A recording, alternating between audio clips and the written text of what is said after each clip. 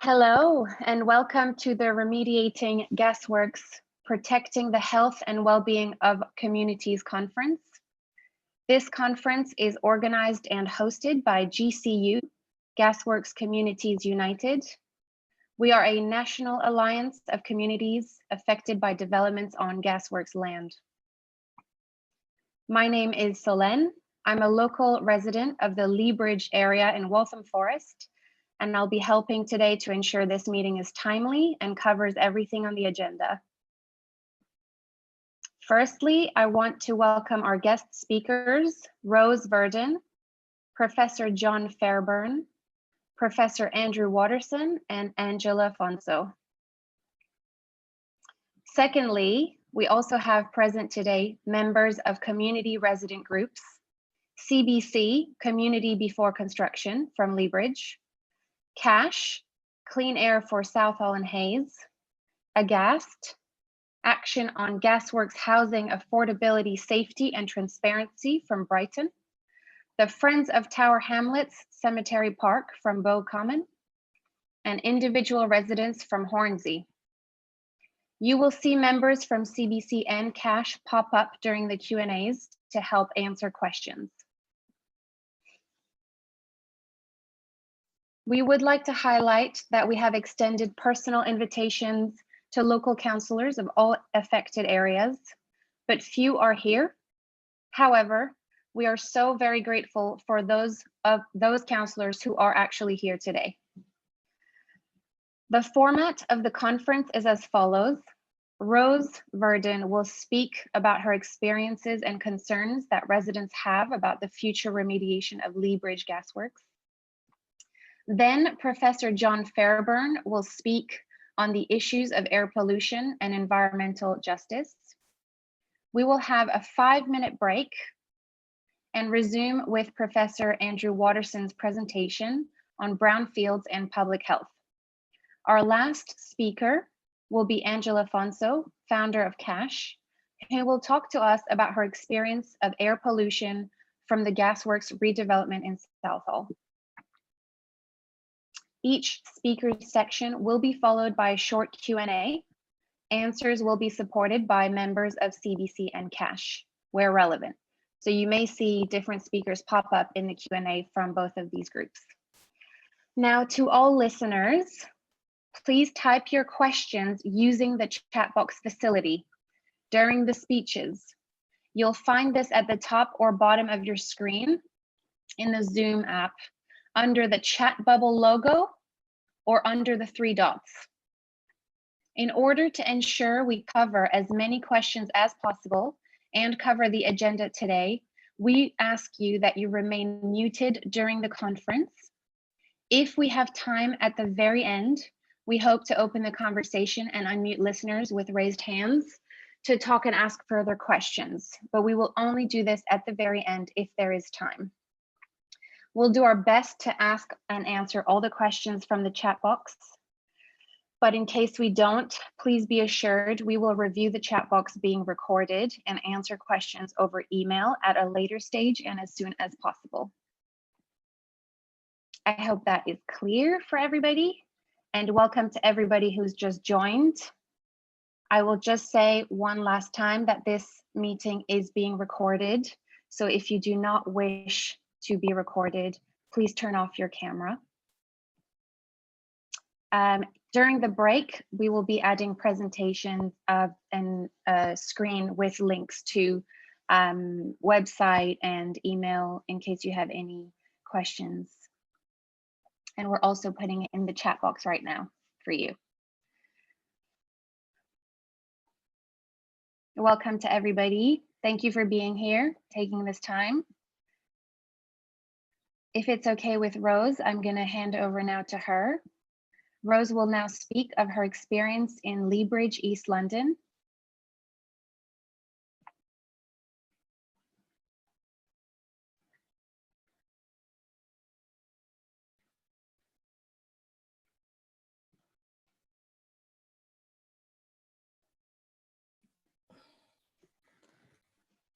Hello everybody. My name's Rose. and I'm from the parent lobby of Community Before Construction. I live about half a mile from the Lea Bridge site, and my oldest son attends one of the neighbouring schools. My youngest son has just been enrolled at the neighbouring nursery to the site as well. And as a group, Community Before Construction opposes the Lea Bridge gaswork developments for several reasons. The first and most important reason that we oppose the building works is that the site is highly toxic. I'm sure you're going to be going through this in much greater detail later on today with the scientists that are attending.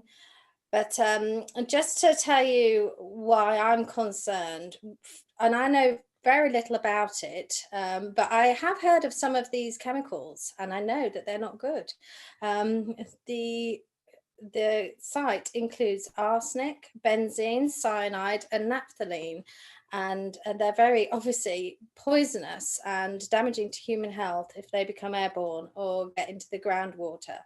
Our site is on a floodplain, and so it's especially vulnerable to the chemicals leaching into the ground. The Environment Agency have put in strong objections to the building work there, and they call the area a vulnerable groundwater area in a source protection zone 2. Our campaign group's really worried about the effect of the release of these chemicals on the most vulnerable in our local community, the old, people with existing breathing issues, or children.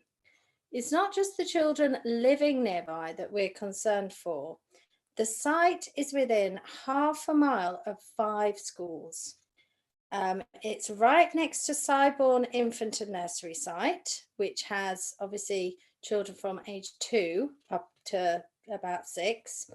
It's also right next to the playing field for Lammas School, which is a secondary school.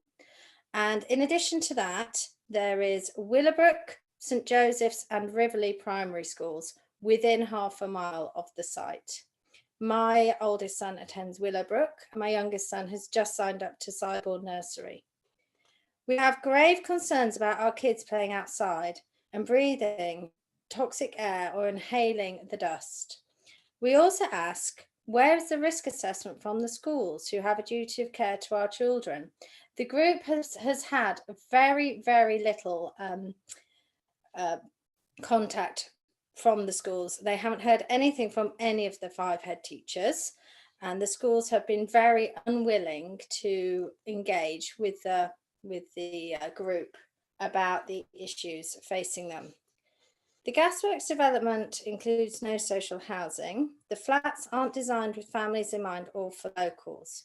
They will be priced to attract overseas investors, and knowing the developer's track record, they will be deliberately marketed as such. We have lots of flats going up in our local area, and many of them are actually empty. We have a large block just on the main road that has been stood empty for a whole year. And, you know, these are not the kind of flats that locals are going to be buying. There's no new infrastructure planned for our area yet.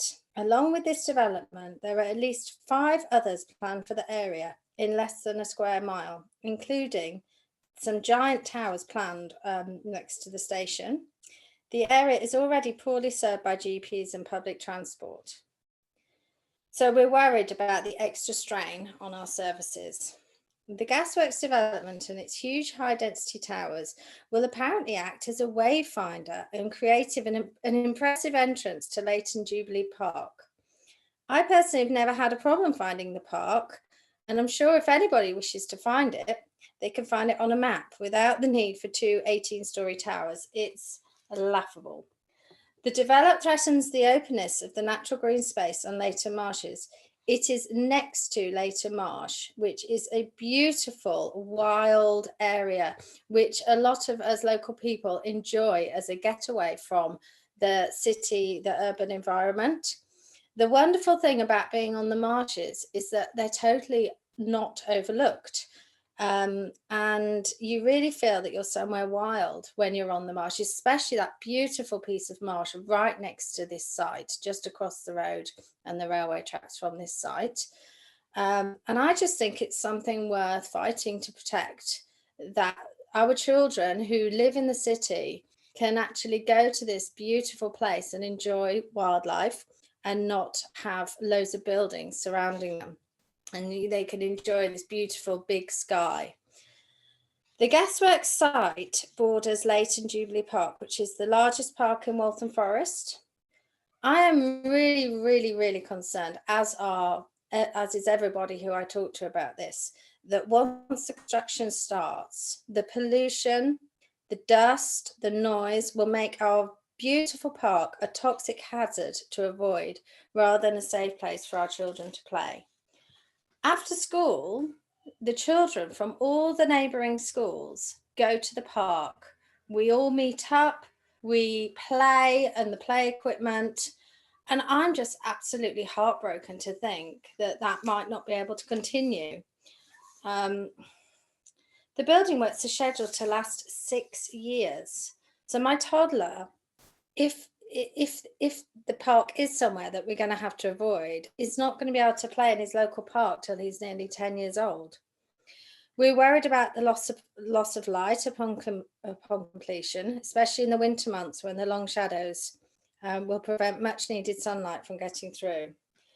The gaswork development is completely disconnected from the character of the local neighbourhood. The surrounding area is predominantly two-storey properties and low-rise terrace houses.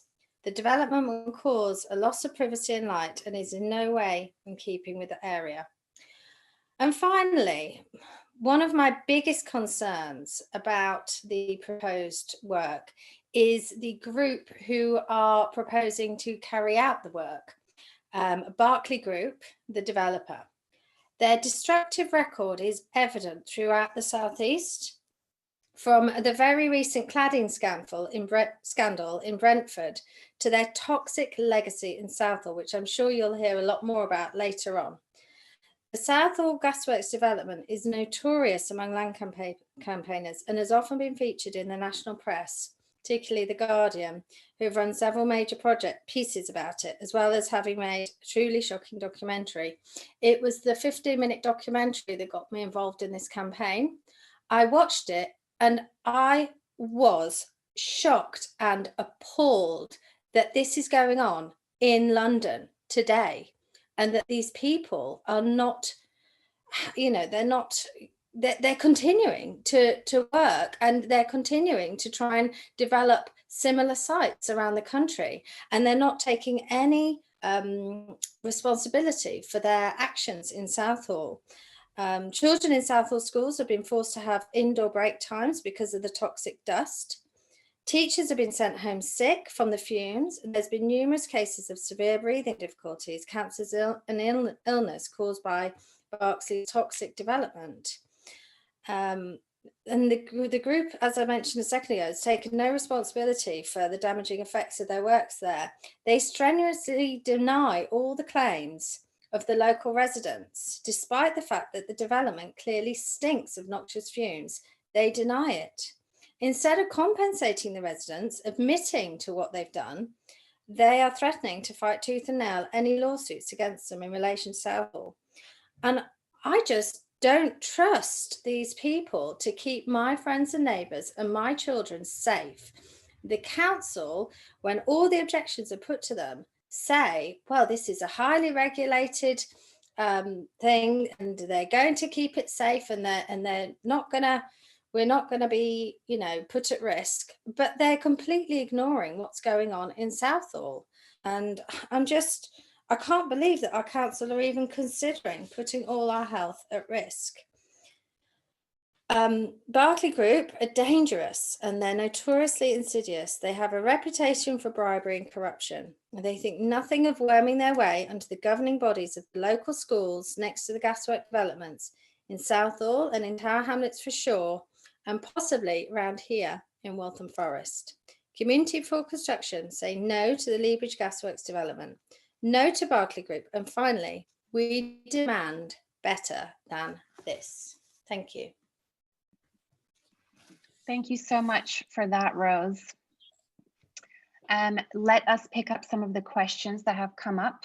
Dan is going to support with the responses. So our first question, is what are your thoughts on safety regarding the remediation strategy?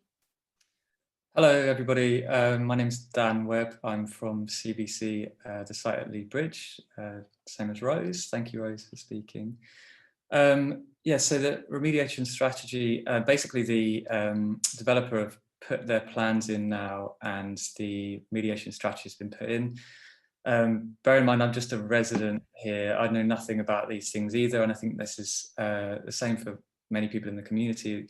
We don't have any insight or anything on the science behind these things, which is why we're all here today. The remediation strategy they put in is by a Danish company called Remediating, and it looks quite detailed. It's very detailed, which is obviously a positive, and it looks as though that a lot of the remediation will be taking place off-site, so they're going to be taking the soil off-site to remediate it. That raises immediate concerns with the excavation itself and the transporting of the whole site. So at Southall, obviously, I think they did a lot of remediation on site. Andrew will tell you about that later.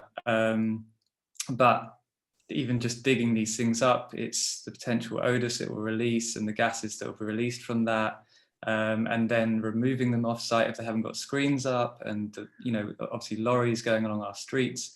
It's the concerns about those that we haven't really been filled in by the council or the developers about. There's also, I went through the reports, and they obviously take sample sets as far as I understand, with boreholes and drilling, but they can only take sample sets of certain areas, and in the report itself it says that there may well be other concerns around the site that they haven't caught onto. There's also a high reading for on unexploded ordnance equipment, which I'm sure the scientists will know about, which potentially indicates unexploded devices or volatile materials, gases and things like that. So obviously for me reading that, it's like, whoa, okay, there's no other mention about the communities or anything around the communities and the impact that might have if something is uncovered there during the construction. We basically don't know the longer term effects of these things either, because as far as I'm aware, the technology is relatively new for this remediation strategies, which is why a lot of these Gasworks communities are kind of suffering this now, and the developers are kind of exploiting these sites now because the technology has moved on. But obviously long-term effects of that we're unaware of.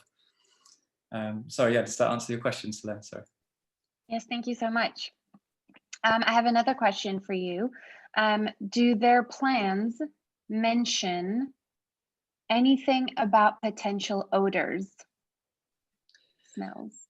So going through the documents, no, not really. I mean, it makes reference to some things on the actual site itself for the construction workers, the potential of odours on site, but nowhere does it mention like odours for the community or the surrounding areas.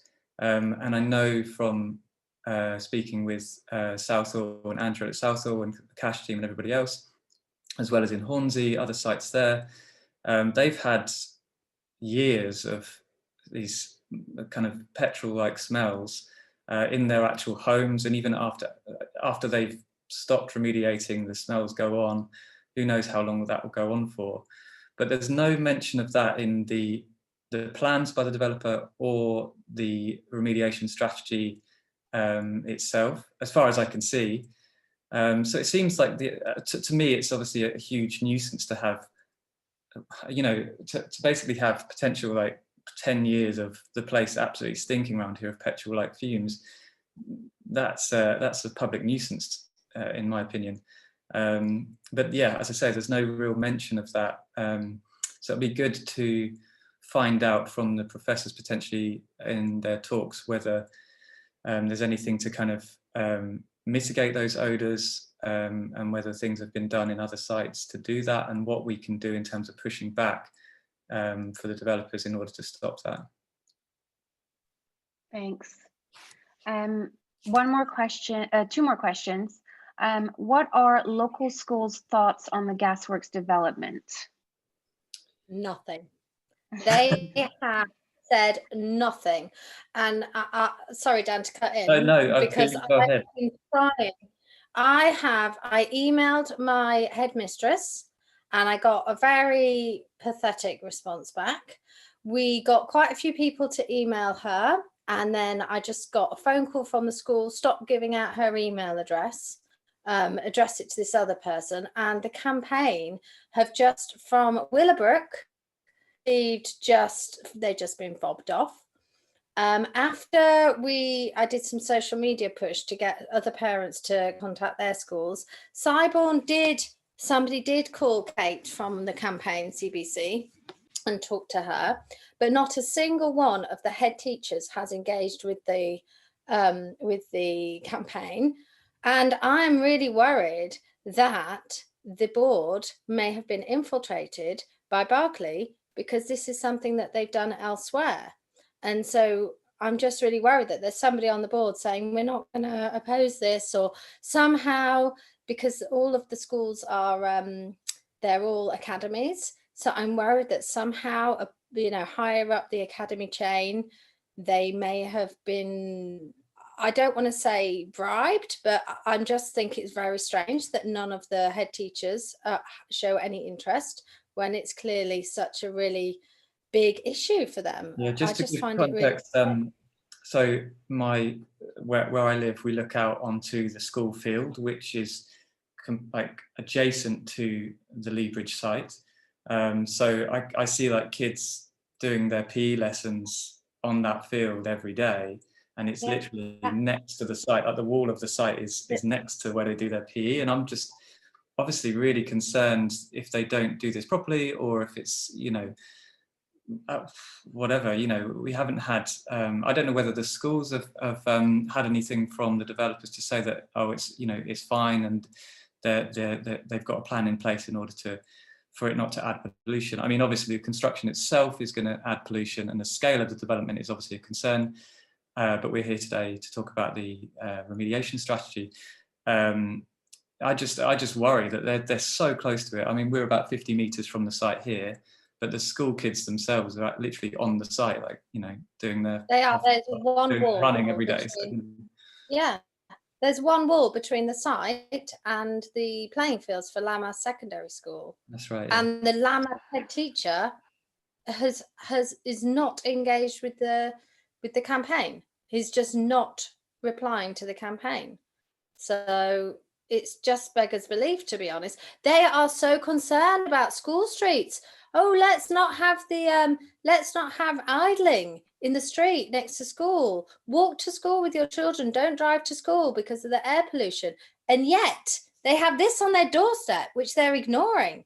I just find that very strange, because arsenic, cyanide, asbestos. I'd rather have my children stand next to a running car than to be breathing that other stuff. It's far worse than a running car. So it's just relief. They've created a school street next to those schools where you can't drive during pick up and drop off, and yet they're not interested in that on their doorstep. Just Andy OD, I think it is. Sorry, Andy. In the chat has just said I would be amazed if the Ramboll remediation strategy didn't consider odour and dust as a significant potential impact. Certainly on all of our projects, odour and dust, along with all other potential impacts receptors, are considered all the way through the design, construction, aftercare phases of the remediation works. Yeah, I mean, so I've been through a lot of the documents, and obviously I'm not a scientist myself, which is why it's good to have people like yourself going through these documents and kind of independently checking them, which obviously the council should be doing, and we hope they will be doing. But they just, the actual reports don't tend to, from what I've seen, concern themselves with the actual local area. They concern themselves with the site itself. And I mean, you might tell me otherwise, but that's how I've read into it, because it didn't allay any of my concerns about the kind of the further reaches of the area and the odour, out off site itself. So yeah, thanks, Andy, for that question. Selene, sorry, did you want to carry on? Thank you both for all those comments and reading the chat when we can. There was a comment from Simon that says that there's been demands for schools to have a health and safety plan for the duration of the scheme, but no response yet. The last question for Rose's speech is, what are the next steps for CBC? Okay, cool. So the committee meeting is actually tonight, so we've got a busy day on this today. So the committee meeting with the council is tonight, so we'll have a couple of people speaking at that, and we'll hear what they have to say in terms of their response to the plan. So it'll be interesting to see how the council actually respond to that, because they may well have picked up some of these concerns, which would be good. But it does look like they've got a local plan to put in place. It's Waltham Forest, and they've got this huge local plan, big towers and everything else, and they want that to go ahead. They're pushing through, so they've been working with the developers to push that through as best they can. So I think it's very unlikely that they're going to stop or object to this and sort of stop the development.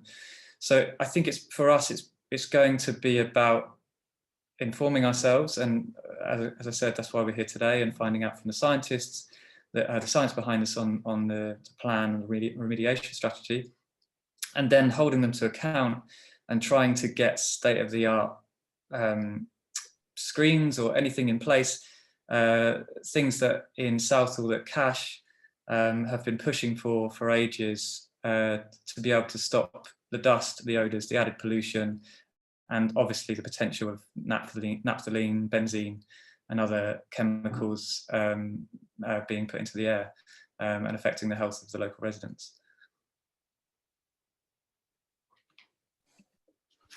Thanks. We're on time for the next section, so if that's okay with everyone, I'm going to move on. Thank you so much for all these answers. That was really helpful. I'll hand you over. Selene, sorry, I'll just add, thank you very much for people. I can see people putting stuff in the chat, and I think we've got some experts here as well in the chat. So any information is very much appreciated. And if you go to gasworkscommunities.co.uk, there is a web form there. And if you have anything to any kind of information or tips as to help us out on this stuff, that would be very much welcome. So thank you. Yes, for sure. Please fill in the form on the website if you have any suggestions or more questions that maybe we are not asking today or don't have time for.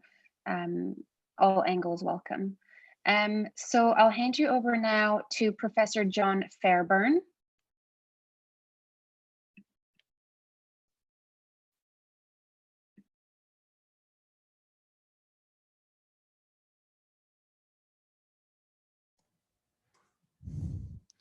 Hi, everyone. Can we bring up the slides, please?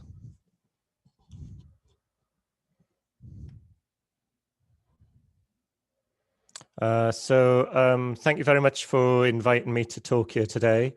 I've been working in this area for about 20 years, and I have done research for the Environment Agency, Scottish Government, different agencies, the EU, and for the last 10 years, I've also been working with the World Health Organization. I'm on Twitter, and I'm quite active on Twitter, so you can see my handle there if you want to see that. Next slide, please. So what I'm going to cover today, given the audience here, it's a bit of a different talk from me, because obviously I normally do talks to fellow academics or policymakers, but I thought, given that this is a different audience, I'd cover some other things that I think might be useful to you and that you'd find to be of use. So firstly, I'm going to talk a little bit about the history of ethnicity and pollution. Then what are the areas of procedural and distribution justice. Some results that we've got of that work, not only in the UK, but also across Europe. And then I've got a tool that you might find useful, and then I've signposted you to some other resources that you might find of use. Okay, next slide, please. So I thought it might be useful to start by saying that there's really three large areas of pollution. One is ambient air pollution, so that's the everyday air around you, and that comes pollution can come from global sources, international sources, local sources, regional sources. So there's an ambient air pollution. Then we've got a point source of pollution. So it sounds like the site you've got is potentially a point source of air pollution as well, which raises different issues. But we also have other pollutants. Probably the most commonly thought of is noise. And noise pollution is often related to traffic pollution as well, which is also a major source of air pollution. So those are the kind of three big areas. And I'm going to cover the first two largely today. Okay, next slide, please. Okay, so looking at the history of pollution and ethnicity, and in fact, complaints about sites. This really started in the 1970s, and it came from a grassroots movement of activist groups in America, who were very concerned of the dumping of either chemical plants or toxic waste sites in Black and ethnic minority communities.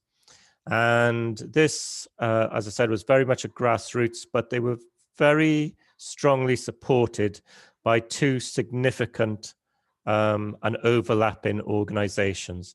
And one was the churches. The churches were very heavily involved in this. And the second was the civil rights movement. So a continuation of the civil rights from the 1960s, updated through the 70s and through the 80s. Next slide, please. Oh, go back one. And they had a lot of success, really, because in the early 1990s, they managed to persuade Bill Clinton to sign an executive order, a presidential executive order. And the reason why I'm telling you this really is that if you're looking about how to go about campaigning, how to use different arguments, you may well want to look at the American situation, because they've been doing it much longer. It's still a big fight over there in many communities, because you can imagine after 4 years of Trump, he largely negated and was very anti this kind of stuff. But if you're looking for ideas on how to go about campaigning and what arguments to raise, and the issues are raised around, they were explicitly raised around the issue of justice. In particular, you can see one of the logos at the site, at the side there in the picture. And those are powerful arguments to make. So if you can go to the next slide, please. So here's the order, 1994, which mandated that people look at, that all government agencies had to look at these issues for their projects. And that was 1994. Now, we didn't really start to look at this as an issue until the late 1990s in Europe and Britain. And I was involved with some of the very earliest studies that came out then. Next slide, please. And there's two aspects to this. So the first are what are called distribution studies. So that's when we look at the data and we see which sorts of people end up in which sorts of sites near them. So who gets good environments, who gets bad environments. And the second aspect is known as procedural justice. So that is, what is the decision-making process? Who is involved in that? Who's consulted in that? What sort of data is made available? How does the decision-making process work? Is there a right of appeal? All this kind of stuff. And those two can go together. We can go on to the next slide, please. And if you're saying about why would we be doing this now, or why should we, what are the arguments you'd want to put together? In 2017, this government signed the Ostrava Declaration. It was the 6th Ministerial Conference on Environment and Health. This document was signed by the EU on behalf of the UK government. And I've pulled out two key quotes for you. And if you're talking to policymakers, then these are the kind of things you should be quoting to them if you want to talk their language. The first one raises very important philosophical questions. So it talks about equity, not equality, but equity. which is looking at fairness in particular, talks about social inclusion, talks about gender equality. So we can certainly make an argument that government agencies should be carrying out equity assessments of what they're proposing to see how it impacts on the population surrounding sites and those who are exposed to higher pollution. The second part of the quote is recognizing that indoor and outdoor air quality, well, it does two things. First of all, recognizes that that air quality is really the single most important environmental risk factor. We know it kills hundreds of thousands of people a year. In the UK, poor air quality kills 40,000 people a year, and across Europe it's more. But the second part of that quote is also important because you can see that the government has signed up to a continuous process of improvement of air quality. So they should keep trying to improve the air quality. And that comes from the Ostrava Declaration, which you can find online. There's lots of information there. And so you might want to quote that and look at that when you're doing your campaigning. Next slide, please. One other important convention that the government has signed up to a long time ago, probably about 20 years ago, and it's ongoing, is what's known as the Aarhus Convention. And again, this sets procedures for public participation in decision making, but also access to information. And so you could have a look at that. Next slide, please. This is a little bit about, I suppose, distribution studies and why they are difficult to do. Because what we're often trying to do is pull together lots of different data sets to make sense. And 20 years ago, this was virtually impossible to do, but we had a lot of changes and we are now we were able to start doing this piece of work. So next slide, please. And so here, first of all, this is an example where we looked at all of Scotland and we looked at industrial pollution sites, also known as IPC sites. And decile 1 is this uses the index of multiple deprivation.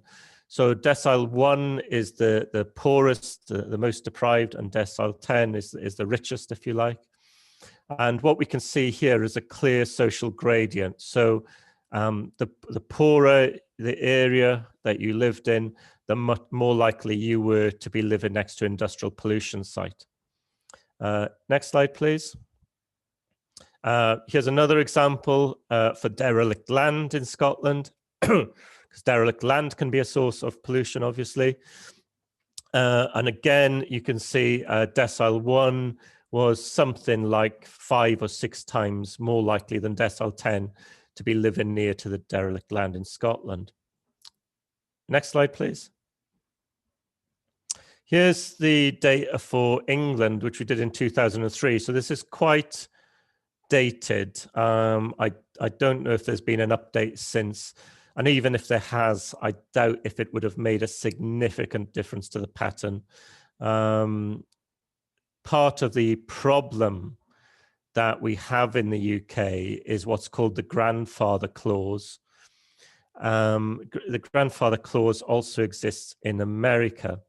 Now, the grandfather clause sometimes exists as a legal guidance, or sometimes it effectively happens implicitly. And what the grandfather clause means and why it leads to injustice is that sites that have always been used for waste material are much more likely to continue to be used for waste material.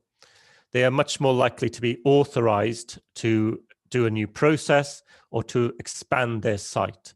And so those communities living next to these get a legacy of long-term poor environments. And that's the kind of grandfather clause. And even when it's not legally there, you often find it's implicitly there in many cases. So you can see here in England in 2003, we had sites authorizations, because a site can have many authorizations of different sorts of emissions, and then the number of emissions as well. And again, if you lived in England and you're in the most deprived areas, you are much more likely to be living near one of these sites. Next slide, please. Here is the total population within 1 kilometer of a site. This was back in 2003.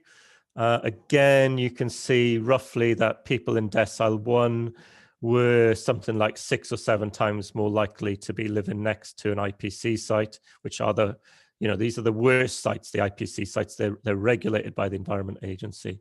And again, a very clear social inequality, a social gradient there.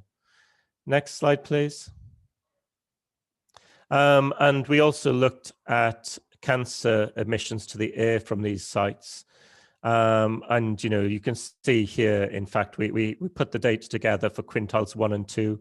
So the 2 most deprived areas in all of England, well, you can see there, they were far more likely to be experiencing cancerous emissions to the air.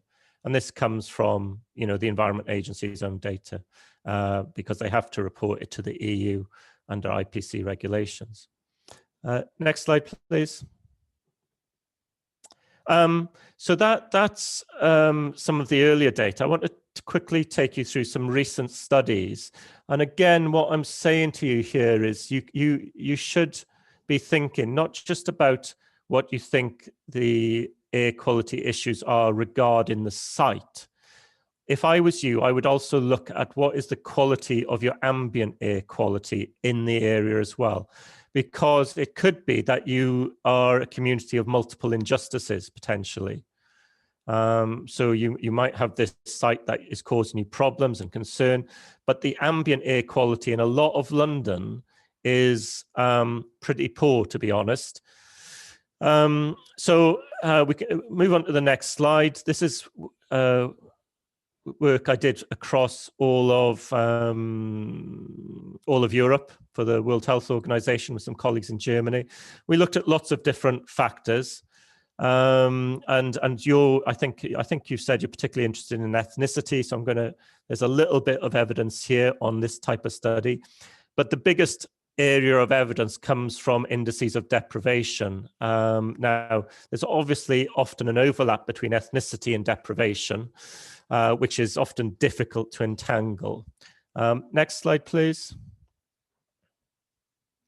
And so here, these are studies that were done at the city or regional scale across Europe. Again, we've got some evidence from French studies about the links between ethnicity and pollution. But again, it's mainly from deprivation overwhelmingly. So you might want to check your index of multiple deprivation, which is online, and see where you're falling or where parts of the borough and the site around it falls into. Next slide, please. And this last slide was looking at individual studies. So these are often studies that are based on mothers who are pregnant or recently given birth. So we get nice data from them because they're being monitored for health issues anyway. And so what we find is that, again, there was a link here in this case with ethnicity in some of the studies, and also some with the indices of deprivation. Again, there tends to be that overlap. Next slide, please. So yeah, we found plenty of evidence that deprivation and low economic position is linked to higher pollutants of all sorts. Ethnic minorities tend to experience a mixed exposure because the problem with using the phrase ethnic minorities is it covers too large a group of people, very different populations within ethnic minorities, as you're probably aware. And often there's issues of class and social position that can impact on that. But when we looked at these studies, then there is often an overlap on the pregnant mothers with deprivation and ethnicity as well. Next slide, please.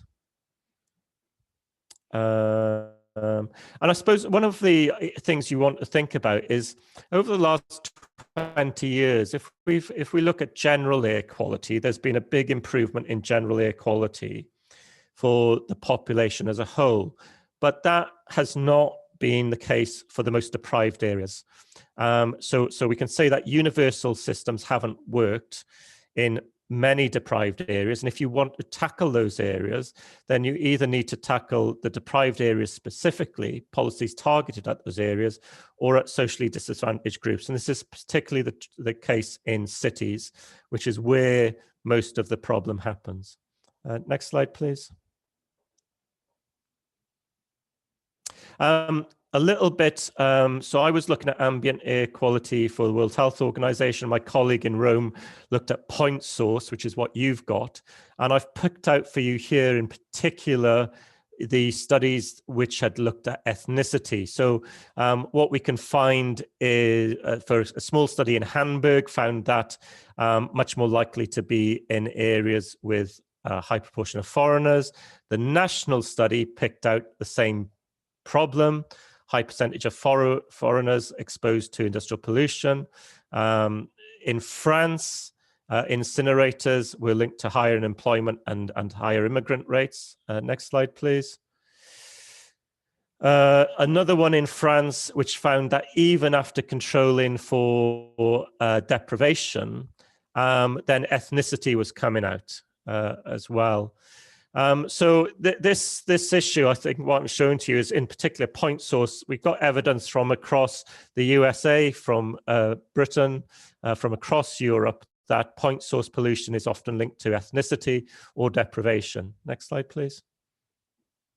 All right. Okay, next slide. So this is a tool or a short book that's freely available that I was lead author on which you might find very useful. There's a link to it in a minute. And this gives you a really good introduction to this area. So if we go to the next slide, and it takes you through. So one of the things you might want to ask is to say, can we have an equity sensitive analysis of exposure? Because that would start to look at the population surrounding the area. One of the things you need to think about is if you have an area of high deprivation, then you will have more vulnerable people in it anyway. And the reason for that is, well, there's multiple reasons, but one of the reasons for that is that deprived populations have higher levels of chronic long-term illnesses. And so those people will be more vulnerable to poor air quality. Obviously, you've got other vulnerable groups such as children because their bodies are growing, and usually elderly people as well are more vulnerable. And this booklet goes through, it's a booklet you could give to local authority or the Environment Agency and say, we want an equity analysis to be carried out here on this issue. And it goes through how to do that. Next slide, please. There's a lot of stuff in here about different tools that you can use to brief people and to deal with the procedural aspects as well. Next slide, please. Other big projects that might interest you, there's a very big project coming to an end that ran out of Warwick University, and that was very much around point source pollution.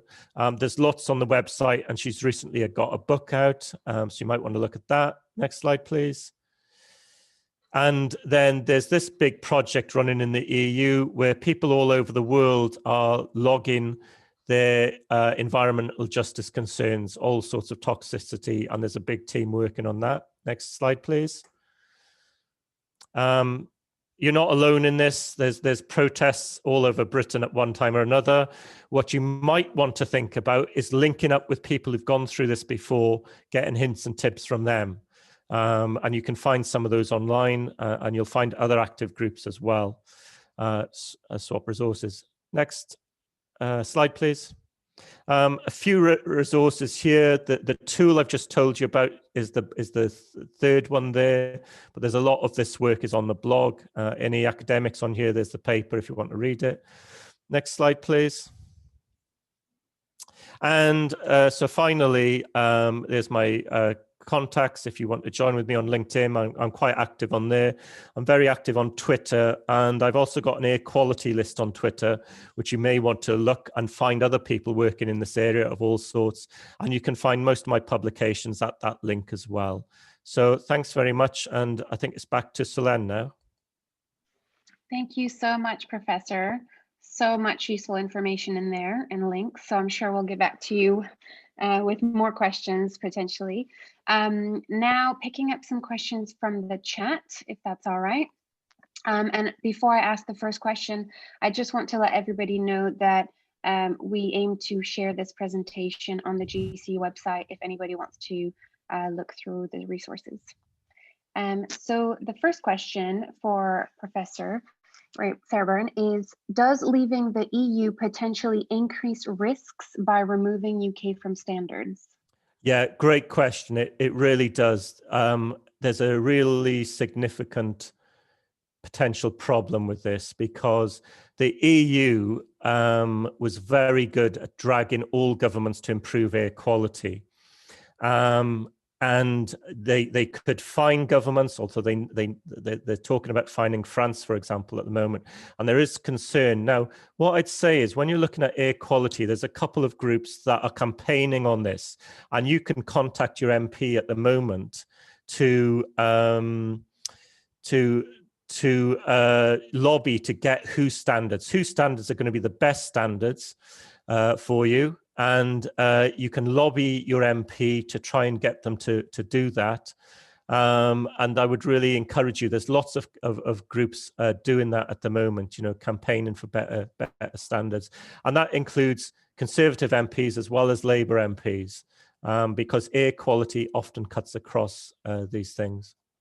So more generally, yeah, we are worried about what might happen when we come out of the EU. Yeah, thank you. That was a question from Joe Griffin, by the way. Okay. Second question, is there a way that GCU, so Gasworks Communities United, can influence World Health Organization to take an interest in researching the health impacts of gasworks remediation? It's unlikely. They pull in stakeholders of all sorts, but the World Health Organization has a tiny budget. If you want to influence someone to do research, you'd be much better going to some of your local universities, and you could go to the geography department, you could go to the public health department, or you could go to the more, or there might even be an air quality department in some of the London ones, and talk to some of the academics there. So in London, you know, there's a big group at Imperial University, there's a big group at University College London. They may have academics who may help you, but they may have PhD students. I know there's PhD students working in this area, or they may have master's students who want to look at this and work with you as well. So I would approach your local universities much more with what your situation is and try and get them involved that way. That you'll probably be more successful that way. Okay, thank you. So obviously you have all this information. This is a question from John. It is clearly available, right? All the resources you've put forward, the book and all that. Yep. All this information is clearly available. Would you expect that our councils, MPs, developers would have taken this into account? I wouldn't. Okay, there's a couple of things you need to consider. The councillors and MPs and these people, they get inundated with information, absolutely inundated with information. So you've got to have something that's going to cut through with them. So they may not know about this. They may not just have thought about it. And I would say never underestimate the power of written letters. Never underestimate the power of petitions to get going. Try and get, the vast majority of MPs will hold surgeries. If you're a local resident, you can go along to your MP and raise your issue. Okay, so don't underestimate those things, but you need to build a coalition if you want to deal with this. Local churches would be a good starting point.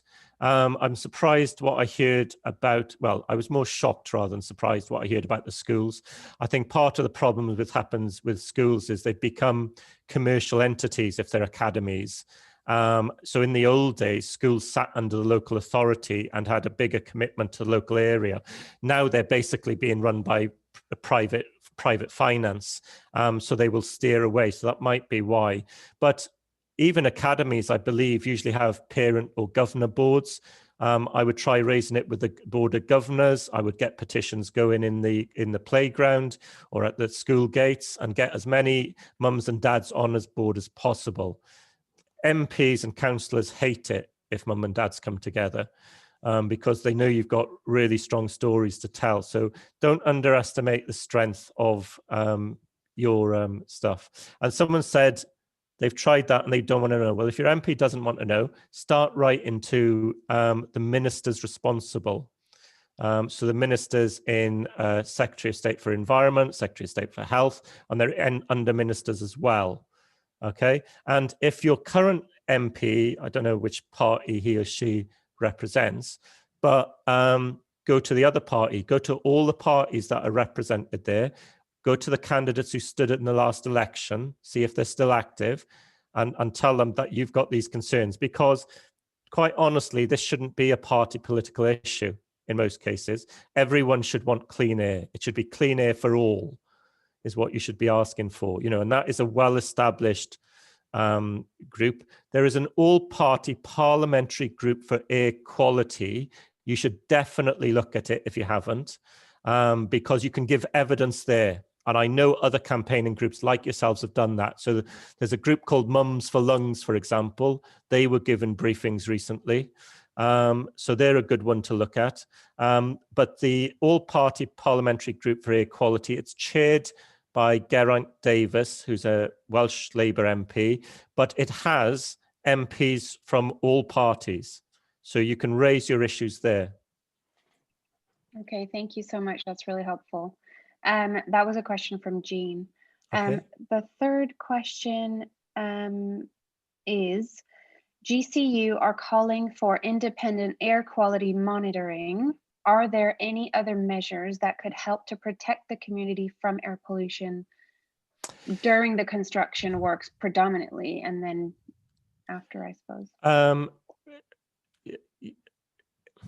So when you're campaigning, you need to try and campaign on as many, themes as you can. So for example, you can campaign on a technical issue, which would be, we want independent monitoring, right? But you can campaign on philosophical ones. So what is your vision for that site if you don't want it to be used for housing or whatever they're proposing to put on there? What would you want that site to be used for? How could it be used to benefit the local community? You've got, as well as saying what you don't want, you want to try and say what you do want for that site to be used for, yeah? So I would think about that as an argument. What else could you do? Certainly get on your local radio stations.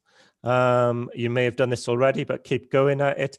Make links with other groups around the country and learn what you can from their examples. Keep lobbying. Don't give up. Don't give up. But I don't know what words you're using to campaign on, and I don't know your community well enough, so I might be speaking out of turn here, but Angela's told me a couple of things.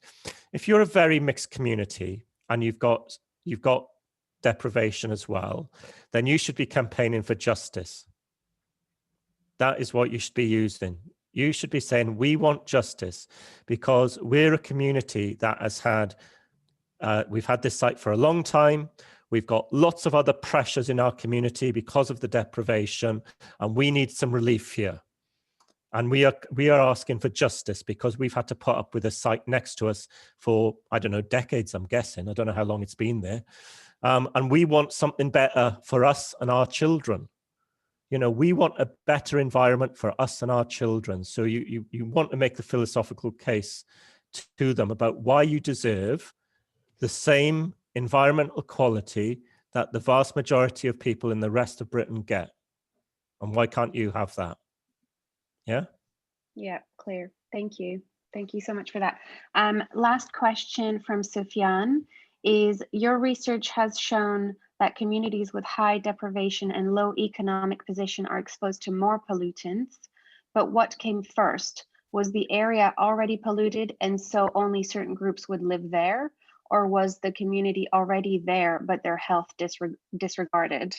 Well, sorry, what did you say her name was? Who was that? That's from Sufyan. Sophiane, an academic career is beckoning for you, because that's a great question. Now, the answer to that is it depends where you look at. When we look at the United States, there was a document that was leaked, and it showed that the toxic waste industry had deliberately targeted the most deprived ethnic minority areas because they knew they were least politically powerful. So they deliberately did that because they'd get it in there. In other cases in the UK, I've talked about the grandfather clause, so that is a problem. And what has happened often is that those who had the money to move away, moved away. And so you get a drop in house prices. And so the only people who want to move in there are people who can afford at that level. So it mixes up, really. It depends. I know people in America, in particular, a lot of them use the term environmental racism to discuss this. It was very strongly related to racism and toxicness. And some groups have used that in the UK as well, not many. And they see it as a system that is rigged against them procedurally wise.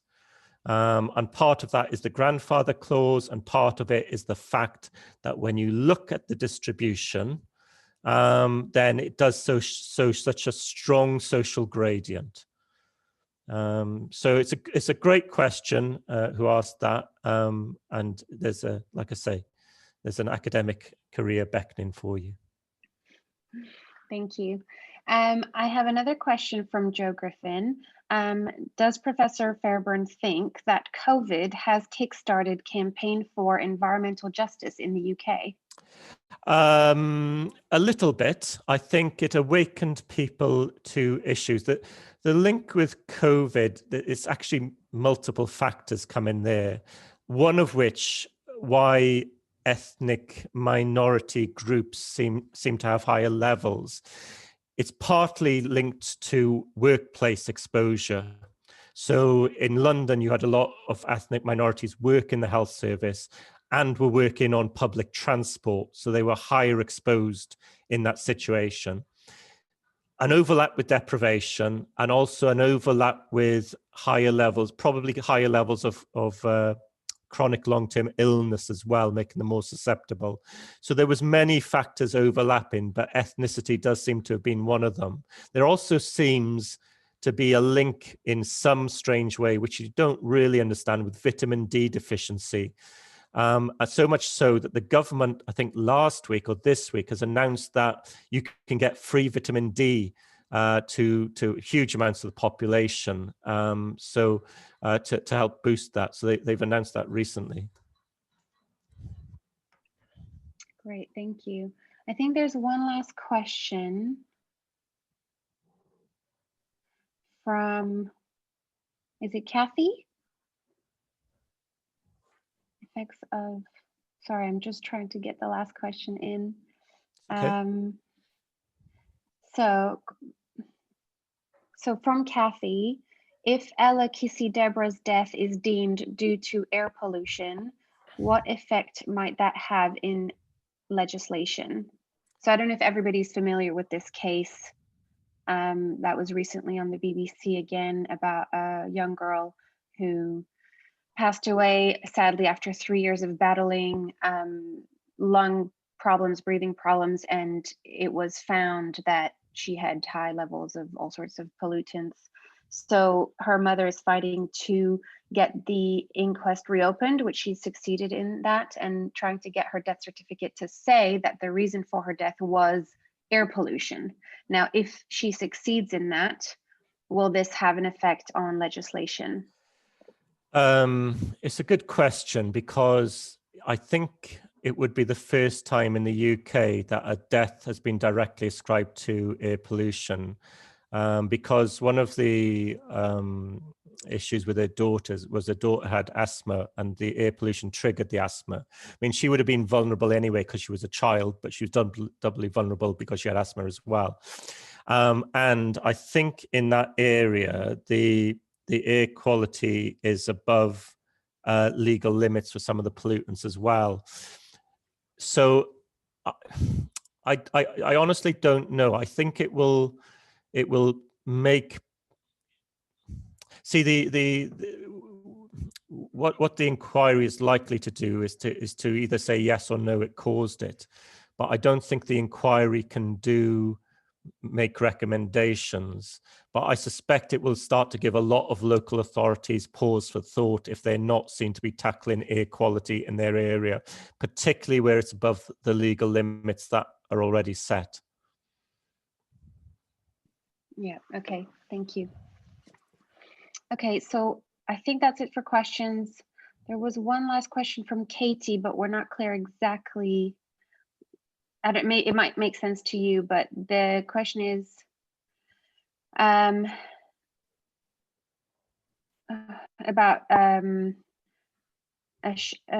maybe I won't ask you because it's a bit complicated for me to read and make the question. Will the shakeup of the planning system, planning for the future, impact on this issue?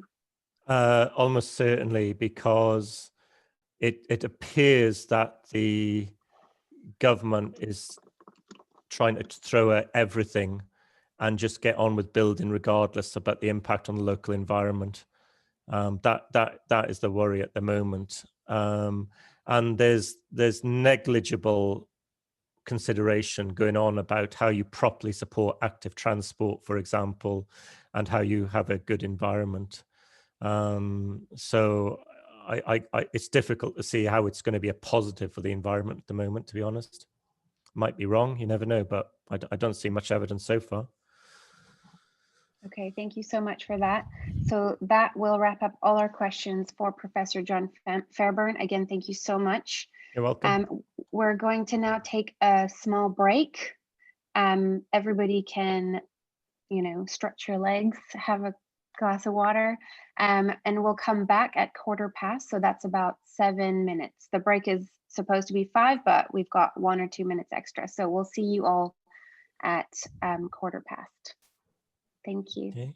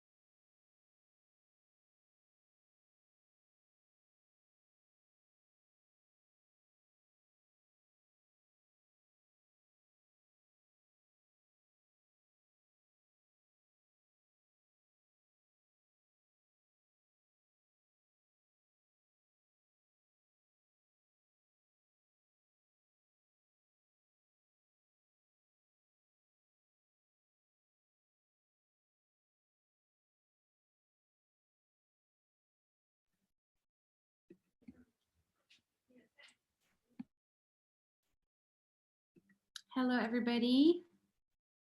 Welcome back. Hope you enjoyed your break. We are now going to move on to Professor Andrew Watterson. If the host could unmute him and we can hear his speech. Thank you. Okay, thank you very much. Thank you very much for the invitation. I'm very pleased to speak here.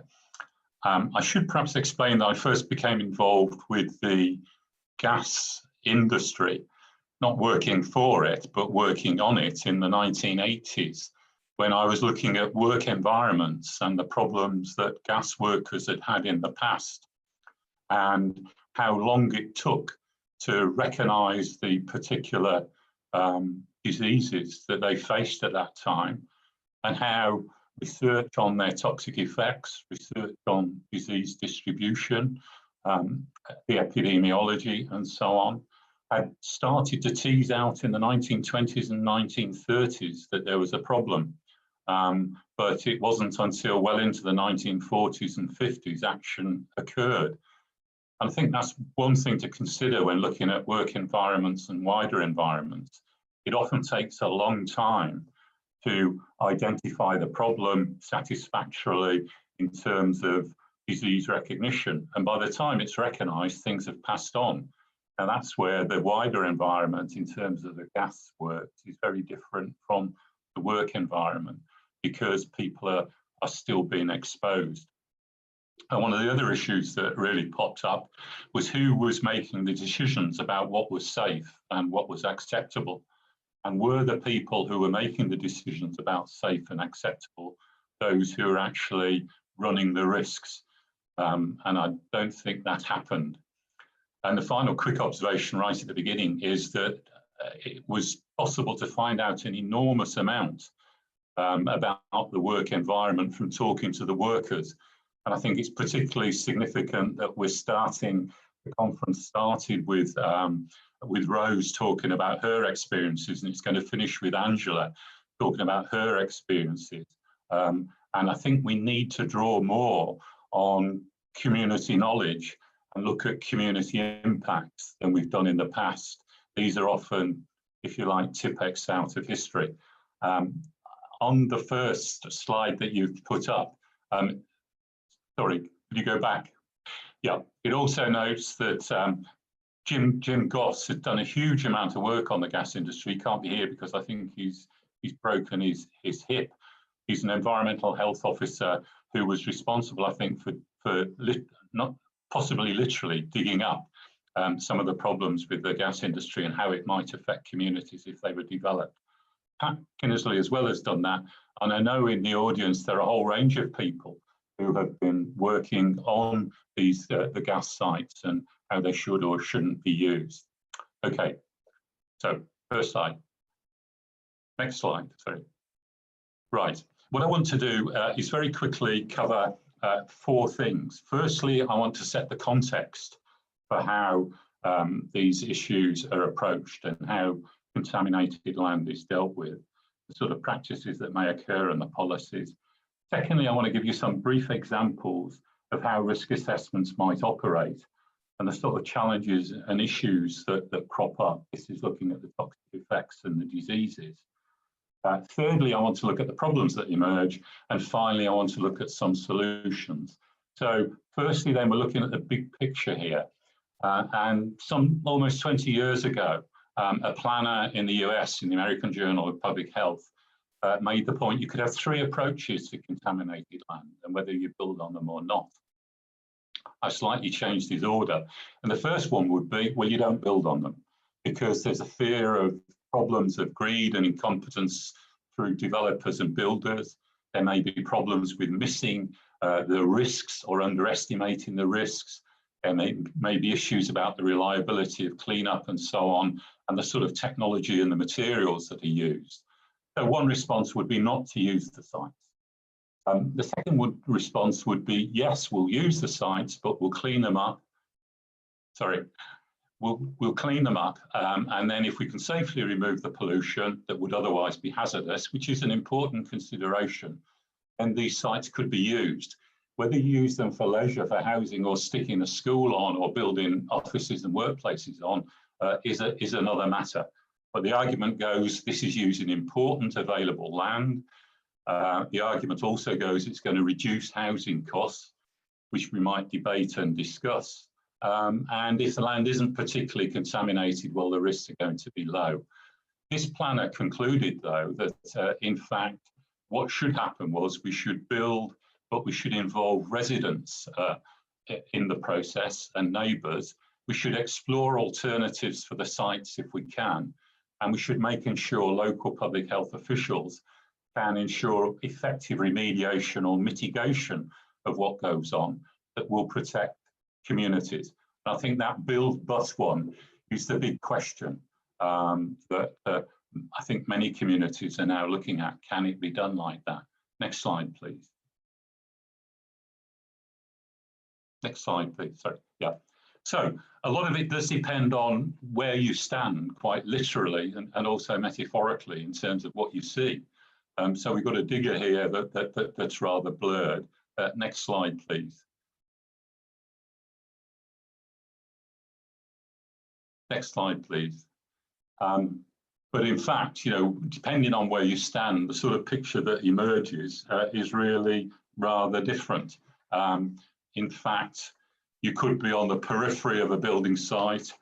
You could be some way down. There could be problems of air pollution that John has referred to.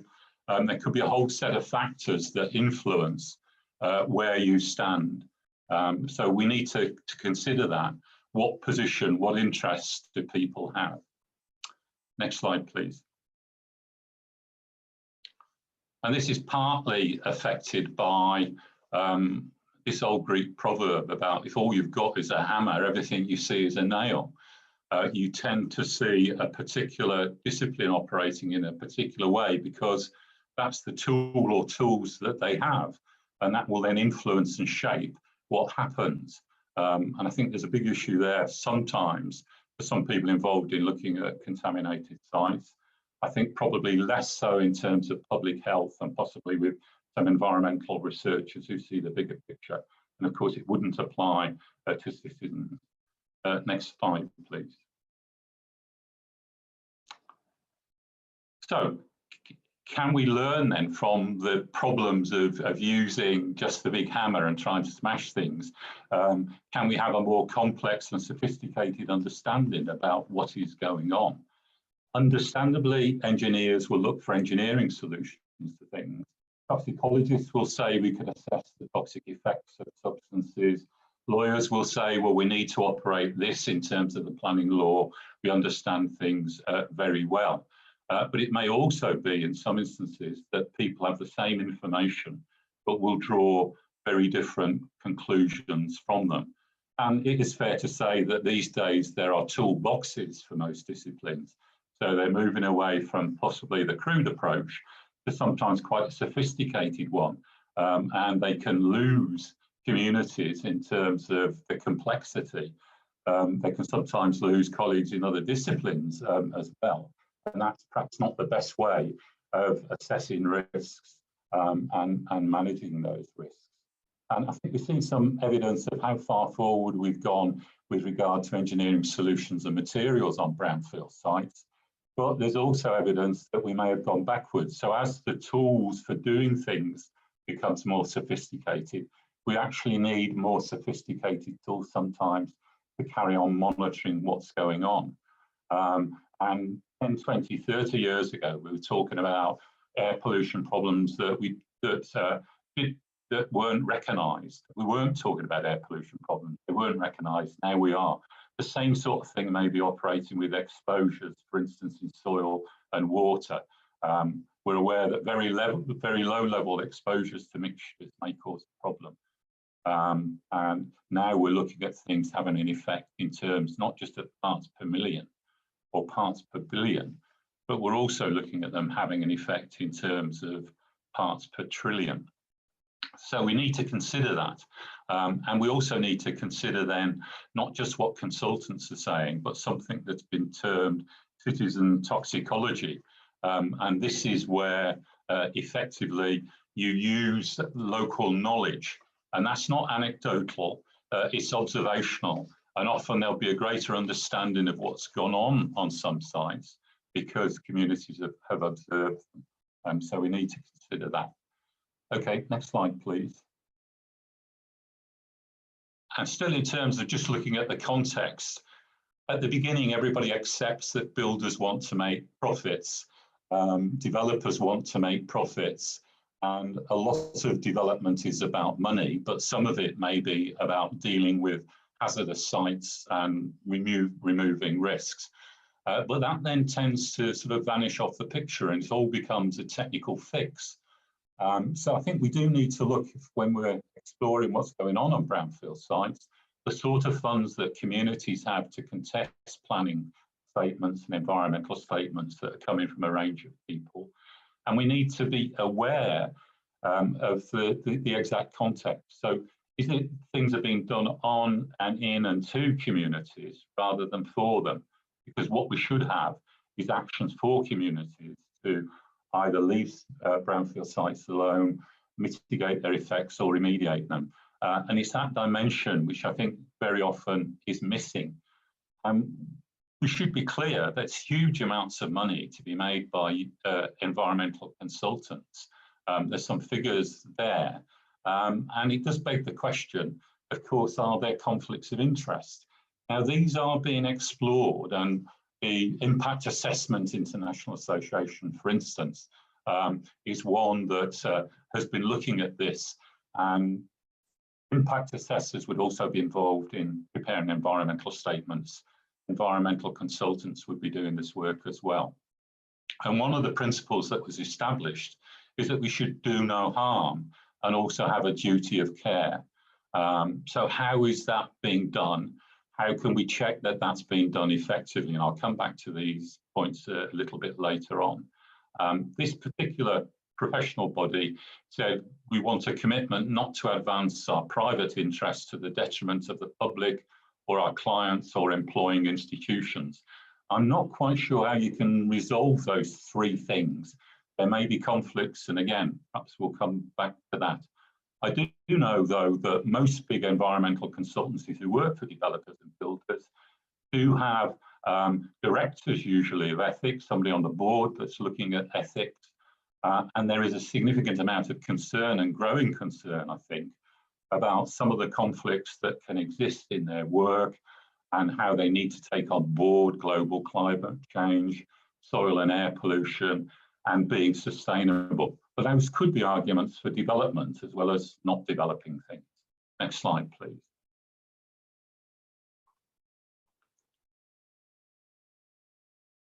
So, who decides what are the hazards and risks that might operate with regard to old gas sites?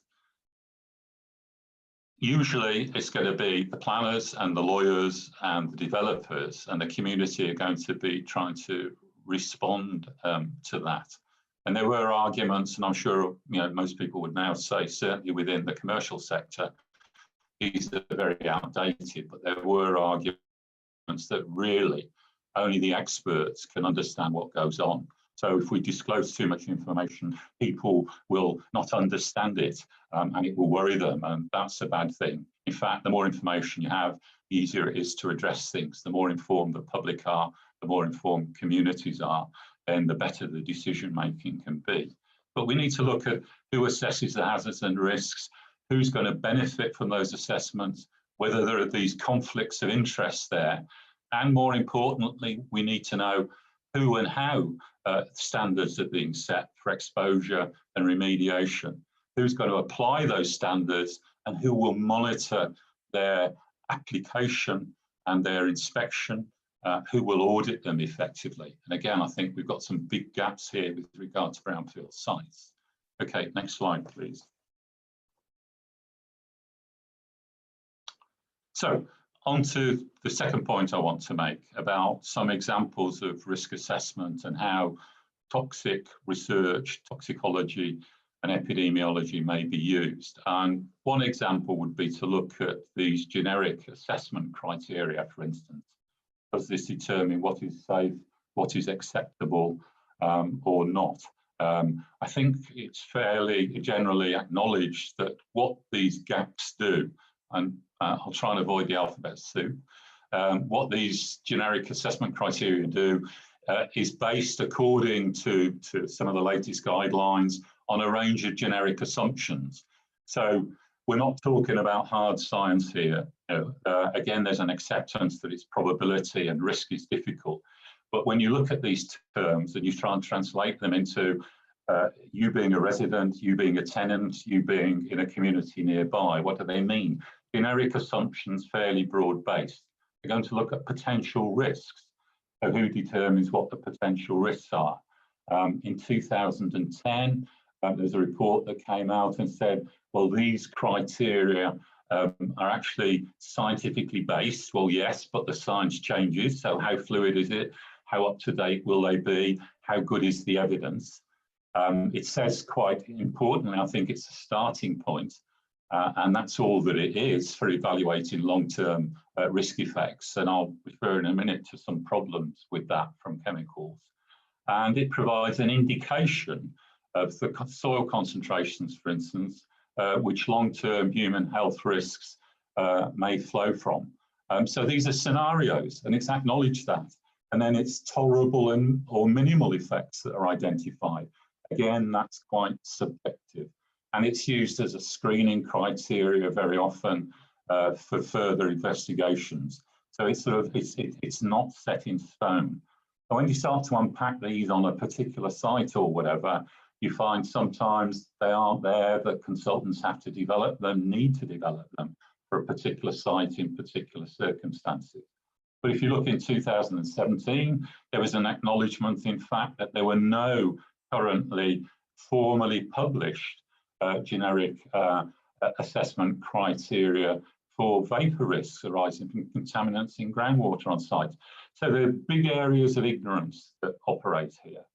Next slide, please.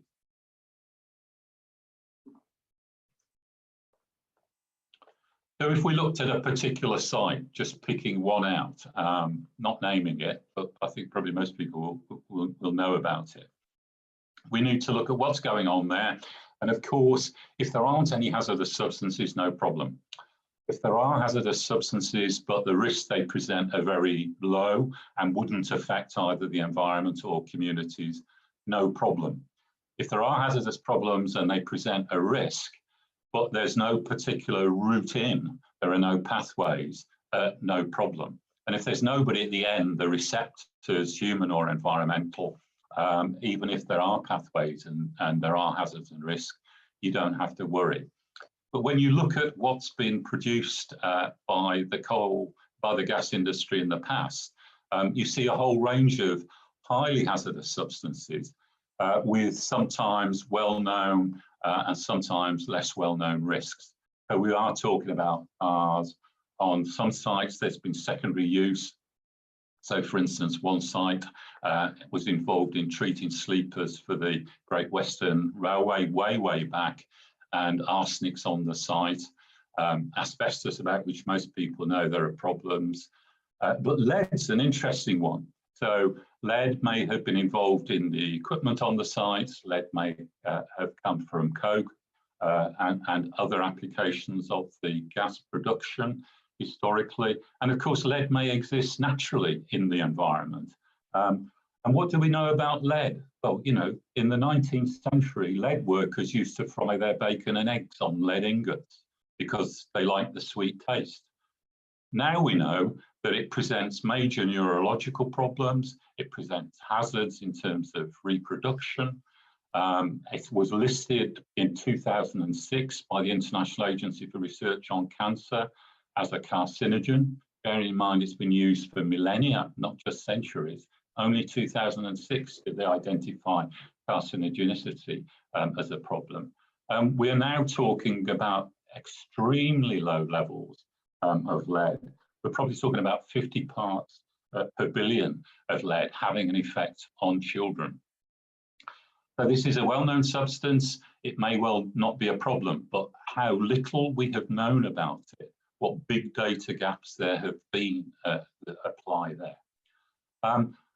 Sorry, could you just go back? We could say the same about asbestos, and there's a good deal of concern about ferrocyanides in some circumstances.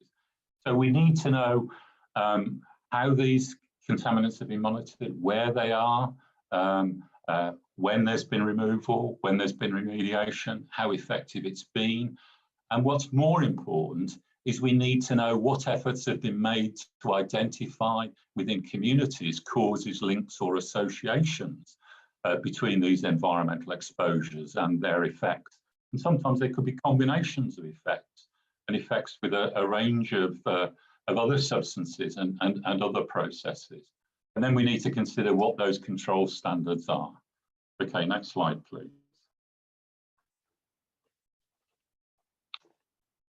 So some basic questions would kick in then about, do we have an accurate record about what's on the site?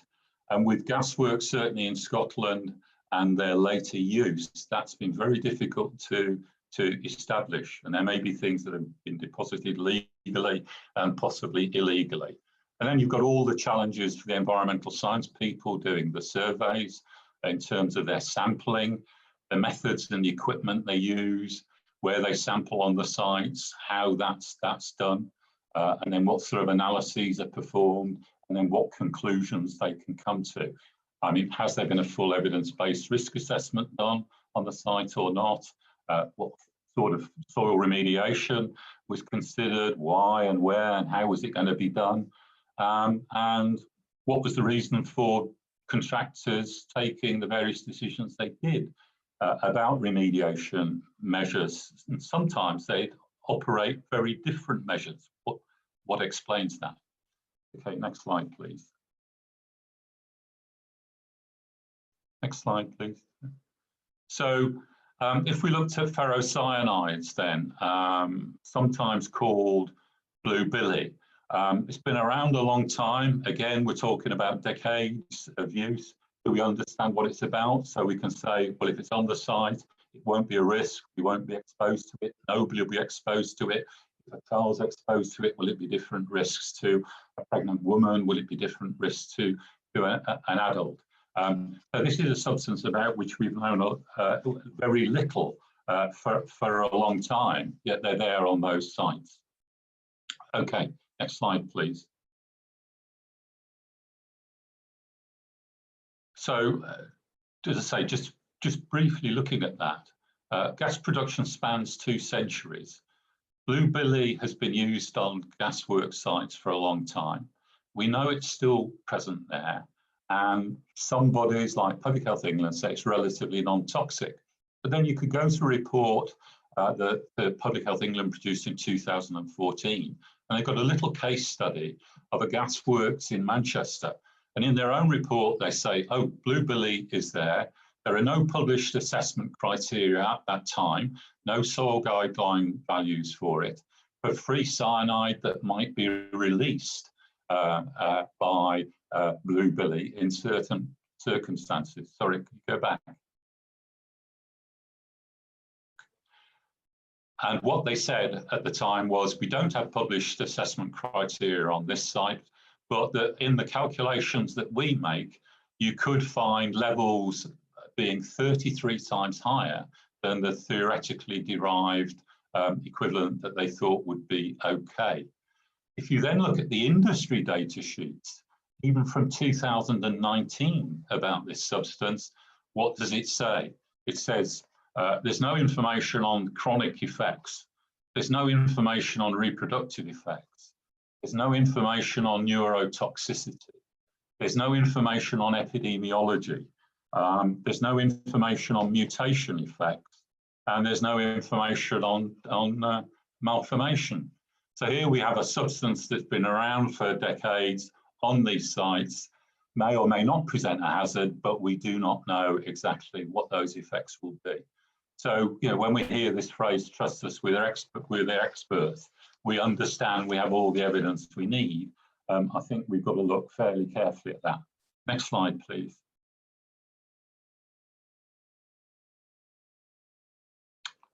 So we've got the official theory and practice about these contaminated sites, about how they can or can't be used.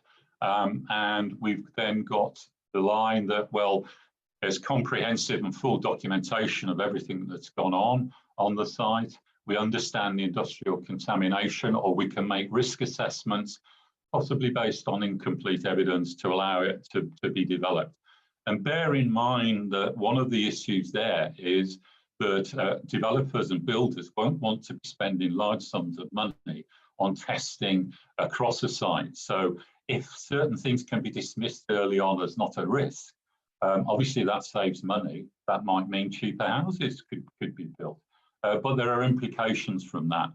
Also, there's an assumption that all the contaminated land sites have been registered, and we know that's not the case. I mean, it may be that with derelict gasworks, it is, but you can't necessarily assume that. Then the argument goes, well, there are large safety margins built into these sites, so you don't have to worry, the risk will be minimal. But of course, those making the risk assessment normally aren't the ones running it. And you've got the latest research has been done, and we can assess things, and we can tell you about low-level exposures. We can tell you about endocrine disruptors, which may affect you at parts per trillion, and so on. And that we've got good epidemiological evidence about what the impact will be. I think that's a little bit difficult to assess as well. Speaking to a former chief medical officer in Scotland about some of the brownfield sites and landfill sites, his comment, a very honest comment, was he would not like to live next to one. And he was clued up on the epidemiology and the toxicology. So, you know, different positions, different points. Next slide, please.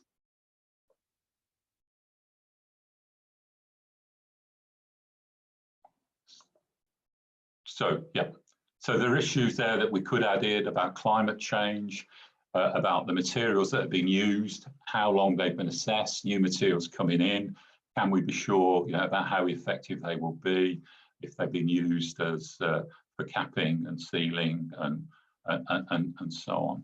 And are we getting informed consent there? And are public health staff being effectively involved? And are they communicating with the public in ways that are appropriate? Bear in mind that all of these services have been cut. Big cuts in environmental health, big cuts in the environment agencies, big cuts in the past in public health as well. Next slide, please. So to end, I just want to look at the solutions that exist or could exist, and the sort of approaches that we should adopt. One of them relates to the precautionary principle, and the other relates to the WHO, the World Health Organization. And I think this may be a better way forward. They may be embodied in some of the work that goes on at the moment on brownfield sites. They may not be, but I'm going to suggest, you know, this is the way we should be going. Okay, next slide, please. So the precautionary approach would be about considering that you may not have all the evidence that you need, that you may not understand all the causes and effects. So if there's a level of uncertainty, the wisdom would probably be not to do something rather than do something in a lot of circumstances. So what that does is shift the burden of proof away from those who want things to be done. For those who are at the end of the line, the communities or the workers, to those who are creating the risks. It would also mean analysing alternatives to potentially harmful activities, and it would mean engaging far more with communities in terms of participatory decision making. So the key question there is, don't ask how safe is safe, nor what level of risk is acceptable. And bear in mind, that's the language of developers and builders and environmental scientists, what is acceptable to you. Don't ask about what contamination effects can be on a particular healthy adult male, or whether the environmental system can absorb them without showing any adverse effects. That may not be the best approach to go down. Next slide, please. These are the questions that communities should be asking. These are the questions that councillors should be asking. These are the questions that politicians should be asking. Ask how much contamination can be avoided So that's the first thing, getting away from the risk. So on a site, it might be about enclosing soil, filtering air, removing or treating soil, or it may be that's not what you want to do. And who's going to evaluate those methods, when and where and how effective that will be. Do ask how much contamination can be avoided then, while still doing what you need to do, which may be getting rid of hazardous sites or parts of them. Ask what the alternatives are to the activity to get to the goal that you want. So it may be that you're not going to develop, or you're going to develop in a much more limited way. And as I say, that relates to, do you need the activity in the first place? That begs the question, should sites be disturbed and schools and houses be built on them? So the key question at the end is, the questions asked about a problem determine the solutions you might seek, which almost goes back to the beginning in terms of the various disciplines. You know, you ask an engineer, well, we can get an engineering solution. You ask a planner, we've got a planning solution to this. You ask a community, they may ask very different questions and get very different answers to those questions. Next slide, please. The WHO Charter, I think, offers also some very useful things. And again, it's very difficult to see how these have effectively been applied in some instances. And, you know, I think we heard from John there about some of the future that we may be facing in terms of planning control.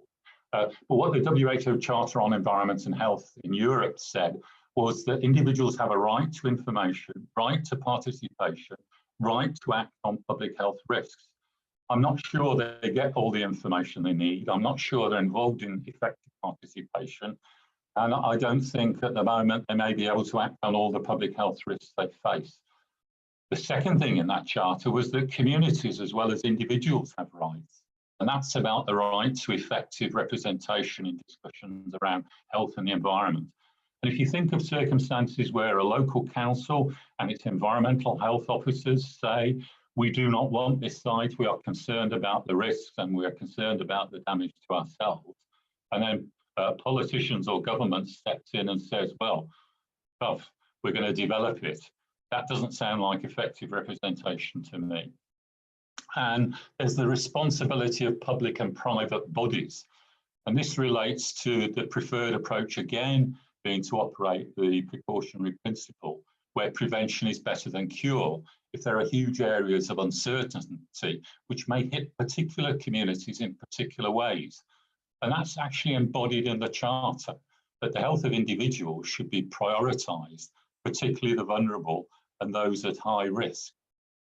And clearly in that setting, the health of individuals and communities would take precedence over economic and other considerations. And we know that if you don't protect the health of individuals and communities, you actually do damage the economy. You know, we've seen that with a vengeance with COVID. Final slide, please. Sorry, yeah, I just flag up that there are things that one can look at as well in terms of checking on the modelling, the information that's missing, the sort of messaging that's sent out about things and about the way that risk certainty is manufactured. So just to pick up the point that environmental consultants and so on, when you read their reports, are very careful about not using terms such as no risk and absolute safety applying. And sometimes when this comes out of the system and when you see what developers and politicians are saying, very low risk or minimal risk or whatever, it's all of a sudden translated into no risk. So areas of uncertainty vanish and it's full steam ahead with the project. Right, final slide, please. So 12 government industry responses that you sometimes see about the brownfield sites that would apply, I think, to old gasworks sites that you need to consider.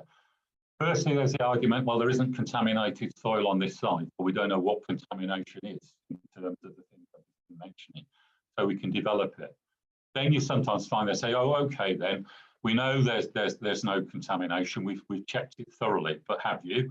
Okay, well, there is contaminated soil, but it's presented as no risk in the past, and it's not going to be a problem now.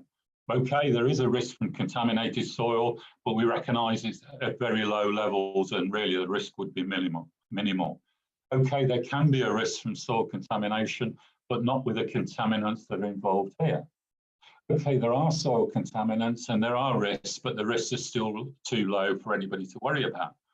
All right, there could be health risks, but only in hotspots, and these won't present a risk, more widely. All right, there are risks there. Don't grow and eat vegetables on the soil in the house, the garden and the school in this area, but otherwise you'll be all right. Okay, there are risks, but there are also standards to control the risks, and these are all being rigorously enforced and everything to be put into place and you don't have a problem. All right, the standards in the past were weaker than they should have been. We've now got tougher standards, so there's no risk to public health, but we're still being very precautionary. All right, there is a public health risk with the site soil, so we'll safely remove the contamination. Okay, there's no soil risk on the site, but it's still too hazardous to move, so we'll clean it up on the site. And so it goes on. There's this sort of process. I think that's what communities are looking at. That's where you started. That's where I'm finishing. Thank you. Thank you so much. That was really relevant, I think, to all of us and really detailed. So really, thank you so much. That's really appreciated. We have a lot of questions and we've kind of eaten into the question time. So I'm going to try and make it brief. There are some very technical site-specific questions and some that are maybe more general, which may obviously cover some things you've already said. So forgive us for asking questions on things you may have already explained. The first question is site-specific. It's from Claire. The question is, does Professor Watterson know of any special risks that could affect ex-gasworks that are on marshland, which is the case of Lee Bridge? Some parts of the land are at sea level and are in flood risk zone 3. There is a high water table and any water runoff from the proposed residential site would go into the Lee River via a tributary, a Victorian marsh draining ditch. So are there any special risks that you know of that could affect ex-gasworks that are in marshland? I'm not familiar with that. I think that a number of issues have been flagged up recently, though, about a variety of sites with or without gasworks on them, brownfield sites. And that is related to what sort of impact, for instance, might climate change have. And certainly we've had examples in Scotland, and there have been examples in the US as well, of sites that have been supposedly okay and safe and remediated or sealed in, and pollution problems have emerged.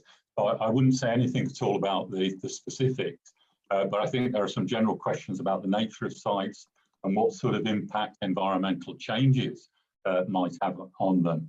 I'm assuming when you say Claire, you mean the organisation and not the person, Claire. It's a person. Sorry? I think it's a person. I think it might be an organisation. Right. Okay, maybe. Sorry. I don't know. Yeah. Okay. So thank you so much. The next question is from Kate, a person. You mentioned that new risks become apparent over time and regulations have to be adjusted. Can you hypothesize how this would play out in gasworks remediation? That's a very good question. I mean, that's one of the problems, and that's why you build in the big safety margins. I'm sure people will say, well, there are huge safety margins, that have been built in, but that's very difficult to do. That's why I think we should be informed now about the work that's gone on, for instance, on endocrine disruptors and other categories of substances, which mean that there could be risks at very, very low levels.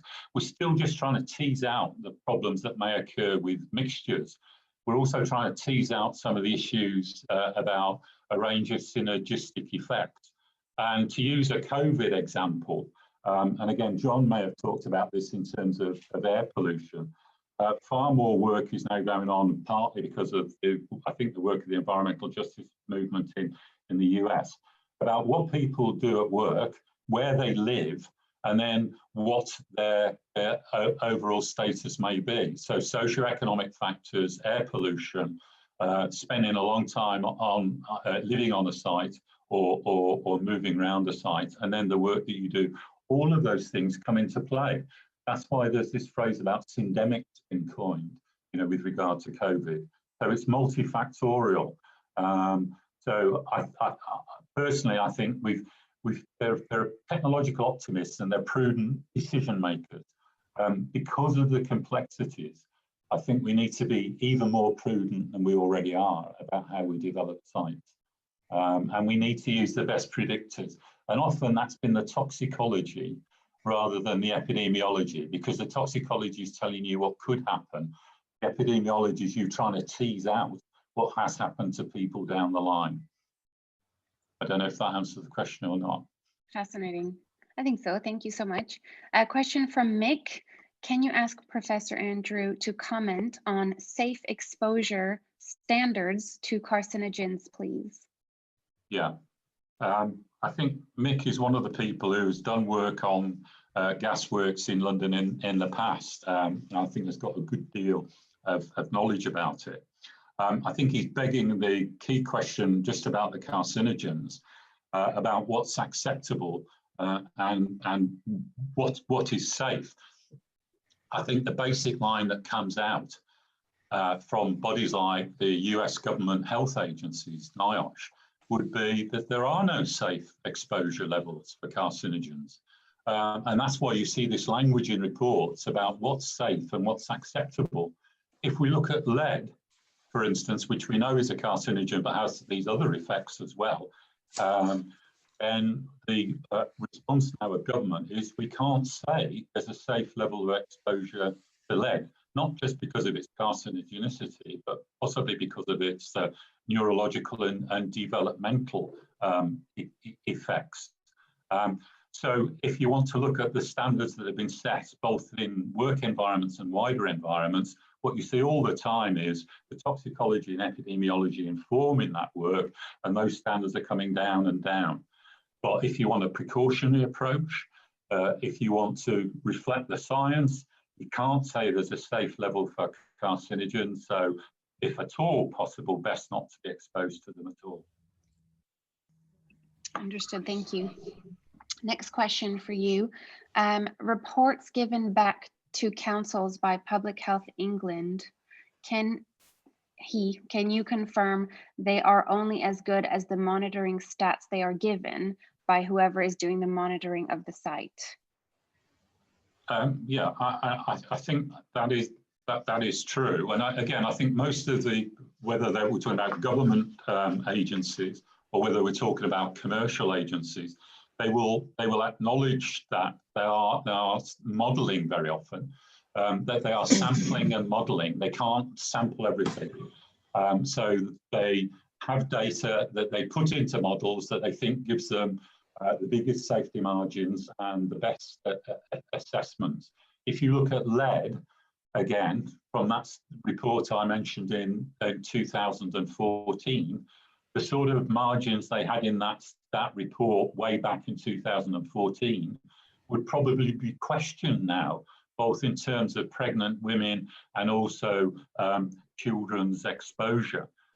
So that there are difficulties there. And there's the other big difficulty that we've got, both with Public Health England, I think, and commercial consultants that was just touched on in the PowerPoint.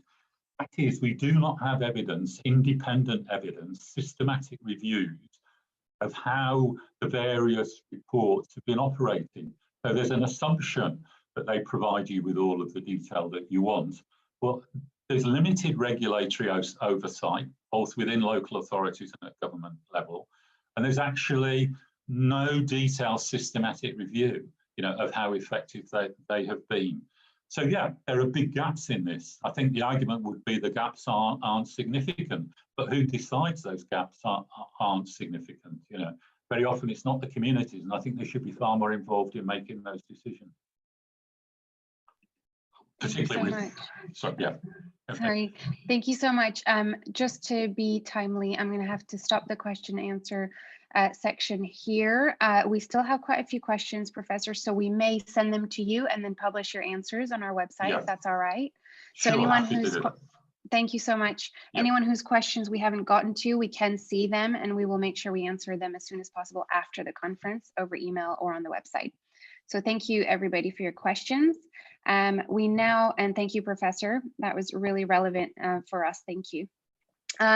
We will now move on to Angela Fonso, who will talk to us about her experience of air pollution from the Gasworks redevelopment in Southall.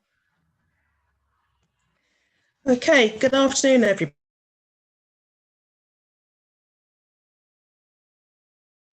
Sorry, I think Angela has been muted again. If the hosts could please unmute her. Thank you. Hello, good afternoon, everybody. I'm so glad that 73 of us are going to be here, hopefully until the end of the conference, which has been very enlightening so far. So I'm going to talk to you about my experience of living very close to Southall Gasworks. I first noticed the foul odour from Southall Gasworks in the spring of 2017. The smell was like a combination of tar and diesel and was very oppressive in the warm summer weather. The intensity of the odour meant that I frequently had my windows shut and neglected my garden because the stink made it out of bounds for mowing the lawn. I experienced the stench at work within Southall and West London College as the open windows and corridors funneled the smell into my office at the rear of the building. It was deeply upsetting to hear the children of Beaconsfield and Hanborough primary schools playing outside in the stink. And I used to think that teachers shouldn't allow them to play outside. And I wondered if children with asthma were kept inside, as the air pollution irritated my chest. When I returned home from work, there was no respite from the odour, and my children would often cover their noses and mouths with their hands before entering our home. Clean Air for Southall and Hayes was formed in the summer of 2018 after a conversation with a neighbour about the possibility of the air pollution being carcinogenic. We leafleted the local area and held a meeting at a local restaurant and were surprised by the number of residents who attended, who shared their experiences of the odour, dust and noise from the gasworks. I was particularly moved by one elderly resident who got quite emotional when sharing that his grandchildren didn't visit anymore because of the stink. For many older people, the connection with young relatives keeps them alive and makes them feel that they still have value. The gasworks boundary is over the wall of this resident's garden, and he experienced odour, dust and damage to his home. His story features in the Guardian film Is My Neighbourhood Poisoning Me? And this is available on the Guardian YouTube channel, which I urge you to watch if you haven't watched it already. What I also found emotive in the film is a primary school female child who sleeps in an oxygen tent due to respiratory difficulties. Her parents are unable to move away from the area and are doing their best to manage her condition. This child is the most sensitive receptor identified in an addendum to the remediation strategy as a 0 to 6-year-old female child. Southall is a working class area and residents are predominantly of South Asian origin. Just to add on to that, and this is what I shared with Professor John Fairbairn, Southall Broadway scores very highly on the IMD. So it is a very deprived area. We also suffer with a lot of pollution from vehicles. And according to some modelling that was done, Southall Broadway is the most polluted road outside of the ULEZ. Parents somehow find a way to pay for supplementary classes to increase the prospect of their children having better employment prospects and a life than what their parents can provide. I include myself in that. Missing school due to respiratory ill health, likely to be caused by the air pollution from the gasworks, is a massive environmental injustice. It is wrong for a company to profit and to damage the health of a disadvantaged community. The UN Convention on the Rights of the Child, Article 6, the right to life, survival and development, is being compromised by the failure of Berkeley Group, and Berkeley Group is the site developer of Southall Gasworks, to protect the health of the community, and by Ealing Council, the regulator, failing to enforce the Environmental Protection Act 1990. Our local MP, Virendra Sharma, recently tweeted in support of UNICEF's World Children's Day, but hasn't accepted an invitation to meet with residents and their children in their homes to find out how the air pollution from the gasworks has potentially changed their lives forever.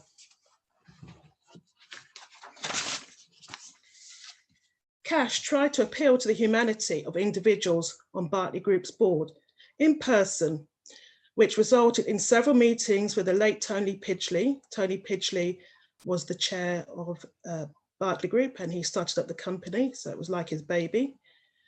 We also met with Carl Whiteman, an executive director.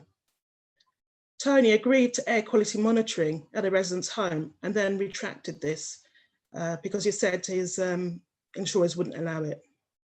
We were offered car and home cleaning, which never materialised. 2 meetings took place at a resident's home, and on one occasion the kitchen door was left open, and the smell from the site one Sunday was foul. But very conveniently, Tony and Carl appeared to be oblivious to how bad it was. I used to complain directly to the company and was astounded when I was told that more odour suppressant units were ordered. So until the complaints started flooding in, this appeared to be the only mitigation for odour. I actually know somebody who works for an industry that causes a foul odour. So he's very familiar with odour suppressant units, and he said to me, you can see them sometimes and the fan is oscillating. It doesn't mean that they're working properly. It could be that they've run out of potable water or odour suppressant. There are more complaints, so the company started backfilling excavated areas, sealing with foam and covering soil mounds with polymer, all ineffectual in preventing VOCs and becoming airborne. Somebody actually saw soil mounds covered with polymer. It looked like a giant plastic sheet weighed down with some soil. And he said it looked really pathetic. It didn't look as though it was going to stop odours becoming airborne. The Environment Agency noticed the site was odorous on one visit and recommended an increase in mobile odour suppressant units. I bumped into the Atkins environmental scientist one day when the odour happened to be particularly bad, and I clocked him on my road and I thought, you don't look like you're local. Even though he was wearing a smart shirt, smart trousers, he was wearing safety boots. So I said to him, do you work for either Conway or Southall Waterside? So he explained that he works at Southall Waterside, but he's employed by Atkins. So he used the Environmental Agency scale for odour. So he said on a scale of 1 to 4, he rated the odour on the road opposite to where I live as being 2. But outside my home, on the opposite side of the road, he said it was a 2, but more intense. But anyway, I met him at a meeting on site and I asked him to recollect his rating for the odour immediately outside of my home. And he said it was a 3. I was somewhat bemused and, you know, I can remember what he said. But at the time he didn't have a clipboard. He didn't note down his observations. So I suppose, you know, he can be forgiven for forgetting. I asked him about covering the site of the soil hospital where excavated soil was treated with bioremediation. So the soil was treated with a combination of insects and lime. He said it was the size of 12 Olympic-sized pools. I said it could be made smaller. Berkeley Group denied that money was at the heart of their decision to treat soil and site, but removing the soil off site would have been prohibitively expensive. Somebody worked out that they would needed to have done, I think, about 1,000 lorry movements over a year per week. So, you know, that's just totally ridiculous. It wouldn't have been profitable to develop the site. Ealing Council attempted to pinpoint the soil hospital as a source of the odour. This was shut down in April 2019. And I think this is a little bit of a red herring, because just moving soil around the site releases odour. And according to Ealing Council's contaminated land officer, decontaminated soil still smells. So it seems to me that Southall residents aren't worthy of a site enclosure and air filtration system, as seems to be commonplace in Australia. National Grid are building an enclosure before remediating land owned by Cadent in Southall, and will be removing the soil off site. This is the site where the blue gas holder was located. So that's a very iconic structure, which was dismantled last year. Residents in Bow who complained about noxious odours last year did not benefit from these measures, which surely must become standard practice. But recently, a resident told me that National Grid are erecting a tent at Bow Lane Gasworks. My assumption is a tent, it's made out of fabric material.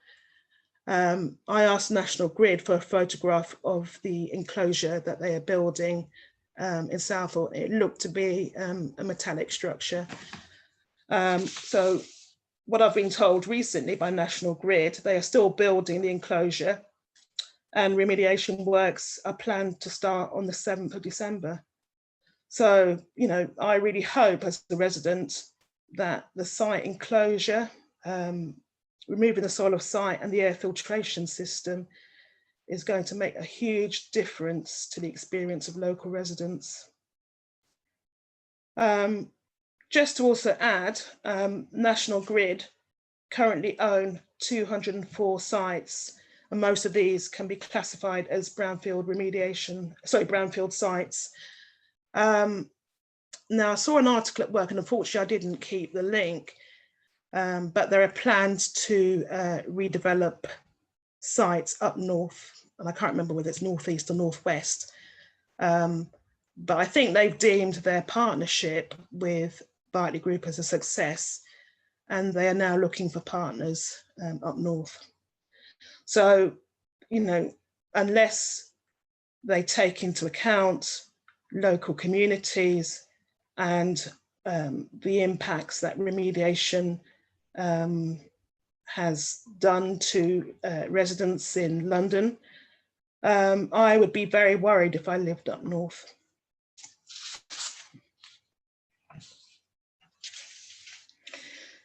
I know that Andrew Watson has touched upon this, but I'm just going to go back a little in history. To get an idea of how contaminated Southall Gasworks was, involves going back in history. Blue Billy is a foul-smelling ferricyanide, which has been found at the Green Quarter. Now, originally the site was called Southall Gasworks. When Berkeley Group started remediation, it was called Southall Waterside. And only a few weeks ago, they renamed it and called it the Green Quarter.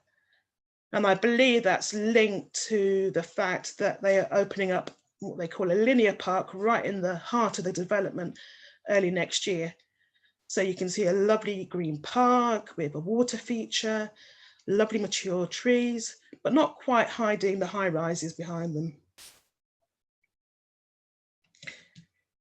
The environmental health officer, who was instrumental in influencing Ealing Council to refuse the site planning permission, took a jar of the substance to a council meeting to focus the mind of councillors. You know, it's a substance that absolutely stinks. His shoes used to fall apart after a site visit, and the caustic nature of the soil stripped the paintwork from Vauxhall cars stored at this site. Local children used the site as a playground, and their parents could tell where they had been playing, as their clothes had a distinctive odour and their shoes fell apart. So this is back in the 1970s. This is quite shocking. A dog who drank from a puddle contaminated with blue billy died. It is unlikely that boreholes and test pits would have detected all sources of contamination on an 88-acre site. PHE, who were called in, that's Public Health England, by Ealing Council to assess Atkins air quality data, were unaware of the full history of the site, which maybe doesn't exist in records.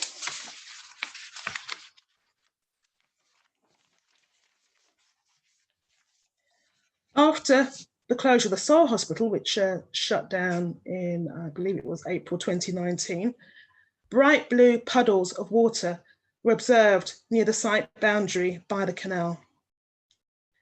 And even my colleagues in Cash, when they've walked along the canal and they've observed the site, they've seen excavated areas and they've seen blue areas within the soil.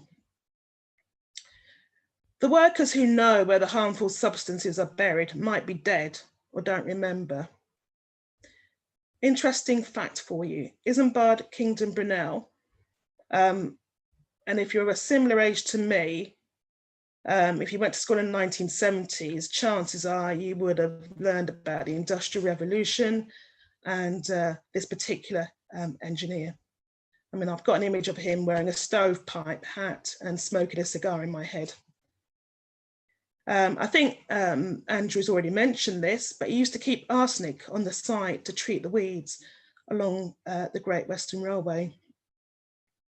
There was also another vile substance called devil's liquor, which was buried at night in a pit that eventually became a cricket pitch. Cash as a campaign has asked Ealing Council to reassure us that the soil is safe and conduct independent tests, but this is a step that the council is unwilling to take.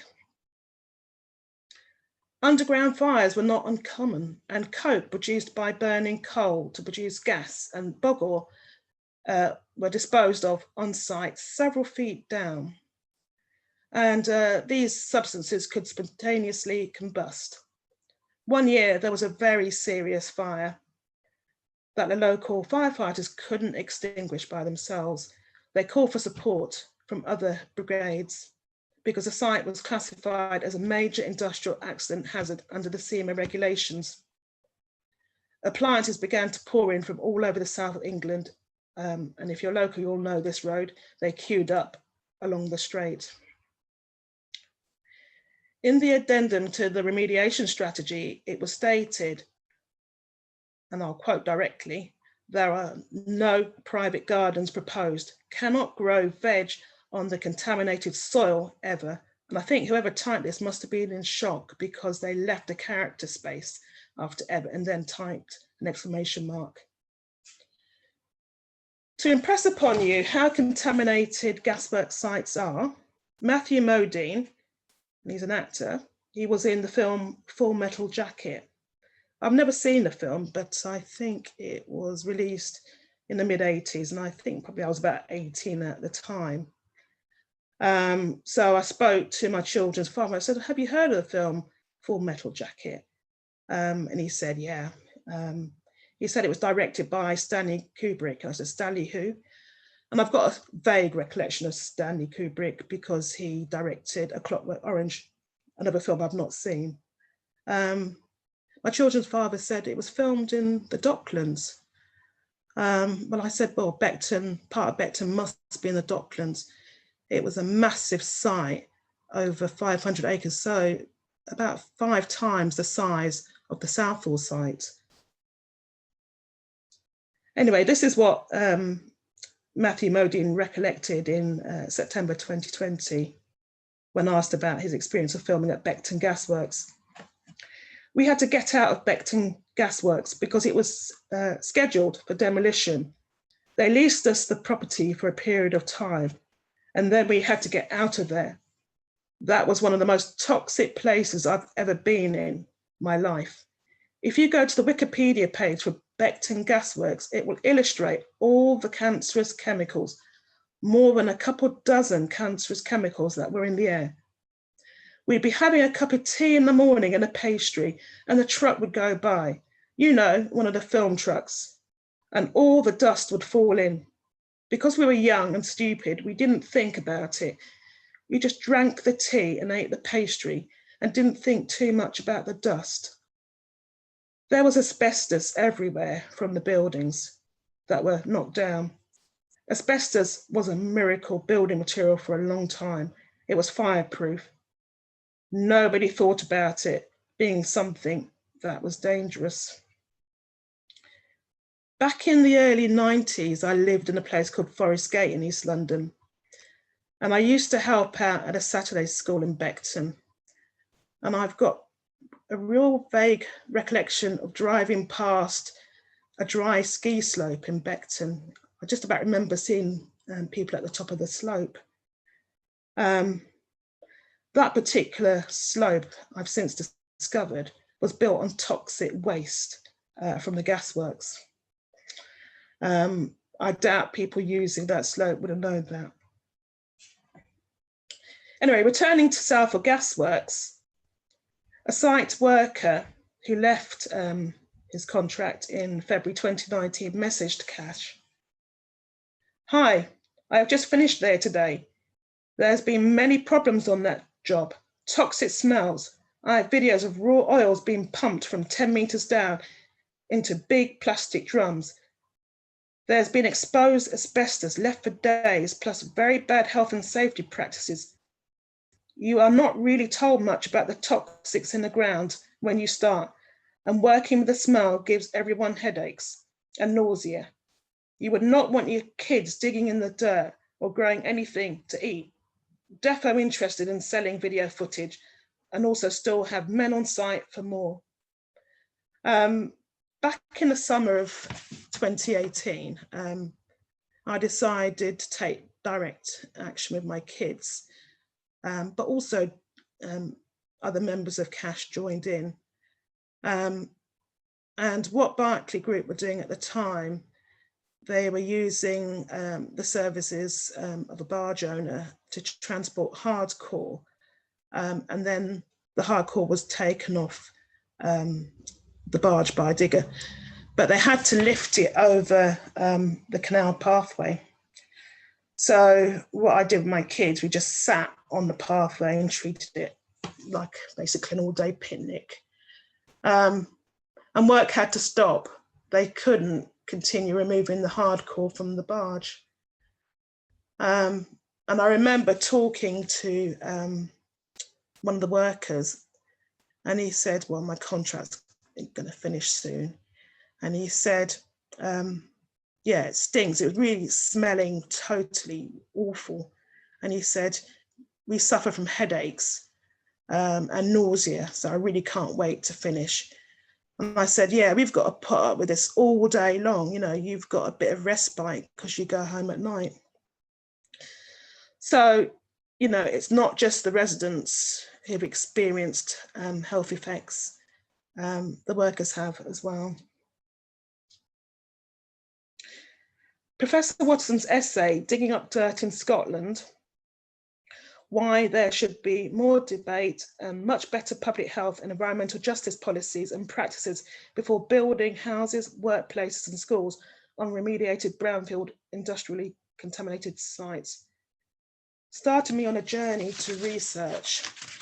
Yeah, that article really resonated with me, and I felt that I could have just quite easily inserted Southall instead of Scotland.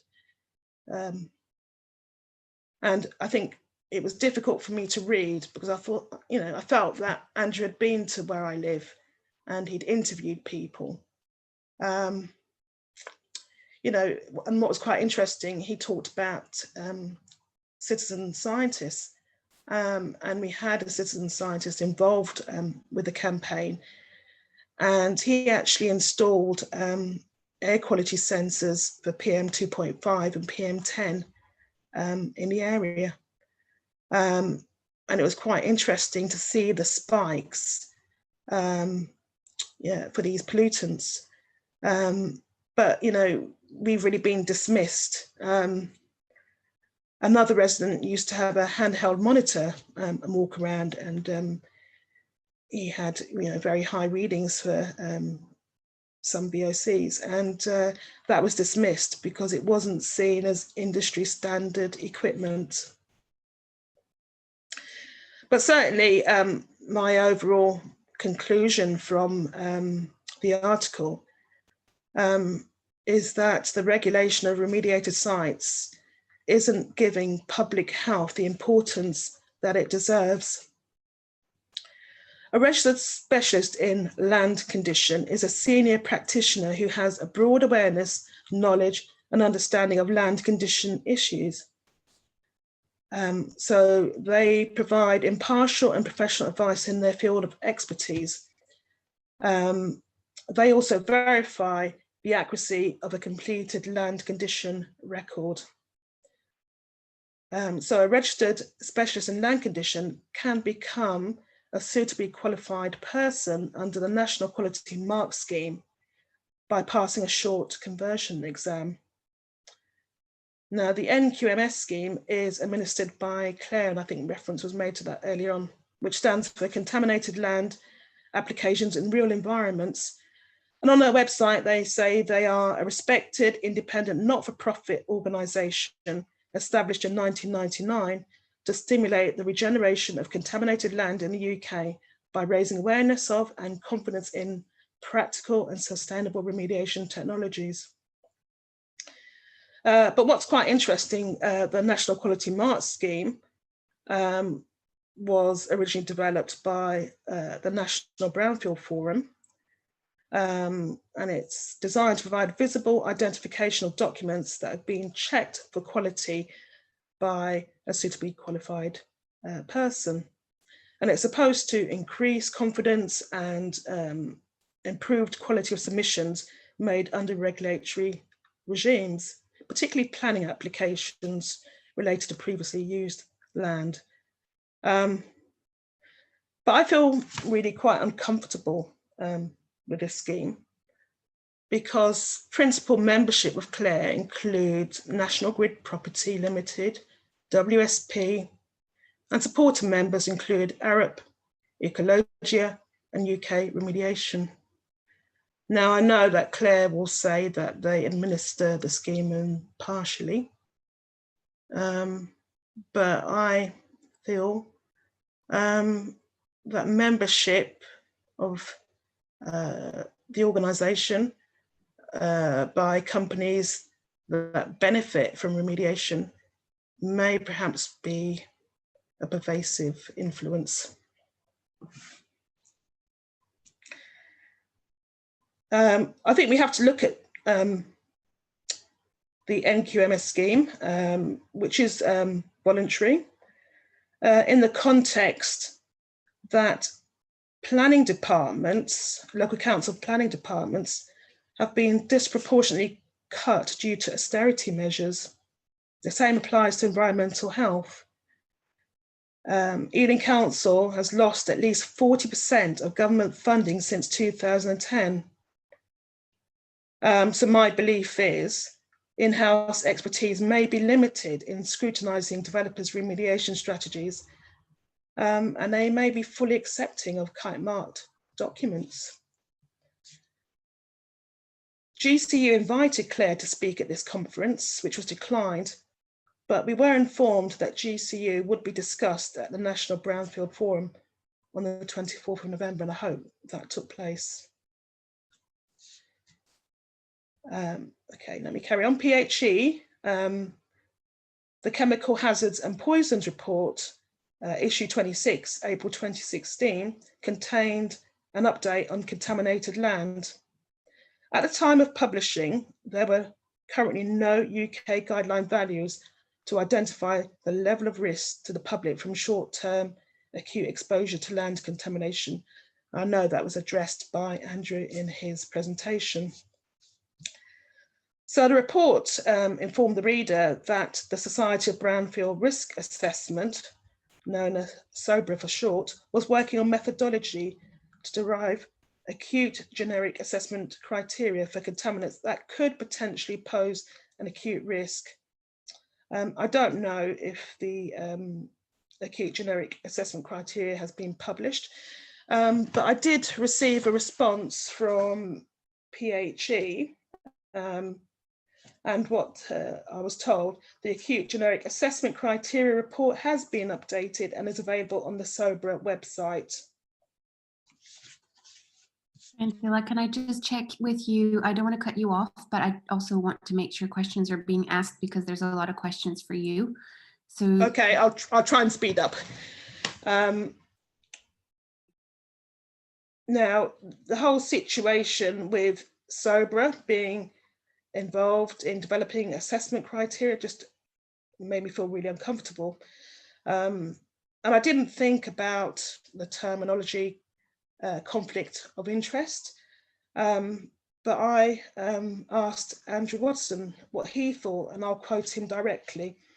I have real problems with environmental consultants and advisors who are paid by developers and builders or work for big construction companies and may advise governments on standards and controls, as well as producing reports for environmental statements and environmental impact assessments on development projects. Of course, they have a lot of knowledge, but they are at the very least often perceived as biased and with big conflicts of interest. So I think at that point, I felt quite disheartened about public health in the whole scheme of things. What also screams out conflict of interest to me is the chairperson of the Category 4 screening levels, and this is linked to Part 2A of the Environmental Protection Act, is delivering new assessment criteria for industry to use when assessing potential risk to humans from soil. But also note that this individual is employed as a land manager for National Grid. Now, what I've been told about the C4SR project, it's still running, but because lots of people are furloughed, it's not going very quickly. But PHE also said there are 4 chlorinated solvents ready to be launched, and Clara were hoping to do an in-person launch, but they've put that off because of COVID. And it's likely that they would probably do a webinar to launch these. Okay, I will end my presentation by returning to the death of the resident who appeared in the film Is My Neighbourhood Poisoning Me? My immediate thoughts were site surveys and computer modelling do not give a complete picture of the impact of Gasworks chemicals on health, both physical and mental, and never will, until health research happens and the environmental consultants start talking to the community. Communities living in urban areas shouldn't be treated as expendable. And what is happening in Bow, Canning Town, Hornsey and Dingle is set to be repeated with the planning white paper, marking the redevelopment of brownfield sites easier. Sorry, making the redevelopment of brownfield sites easier.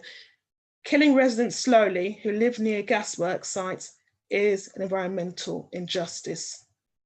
St. William cannot be allowed to reduce the lifespan of the youngest children at the infant school just 500 metres from Lee Bridge Gasworks. I would like to express my gratitude to Patrick Kinnersley and Andrew Watterson for sharing their extensive knowledge, which has helped to shape this presentation. Patrick is the author of a book called The Hazards of Work and How to Fight Them. And he's been absolutely fantastic in doing research into gasworks sites. Thank you very much. thank you so much, Angela. That was amazing. Actually, a lot of people in the chat are saying thank you for sharing all of that. So I just want to highlight that. There's quite a lot of questions and we're a little bit over time, so I'm going to start right away. The The first question from Kate is, if you could say one thing to other Gasworks communities, what would it be? One thing I would say is keep fighting, don't give up, keep getting publicity for your aims and objectives, motivate and encourage others to become involved in your campaign. It will arouse the curiosity of the policymakers, the regulators, and as we've seen today, the environmental consultants and the council officers who are attending this meeting. This is a massive issue that won't go away, so I'd say keep fighting, don't give up. Thank you so much. The next question for you, or for CASH members who want to help support the response. We are told that local planning authorities impose stringent conditions on developers, but these don't appear to be very effective for some reason. Perhaps because they are not stringent enough, or they are not being monitored or enforced well enough. Do you or any panel members have any comments? What I would say, I think this harks back to what I said in my presentation about the massive cutbacks to planning and environmental health departments, that the in-house expertise doesn't exist in the way that it did prior to austerity. And I suspect that a lot of people in these departments have moved back into the private sector.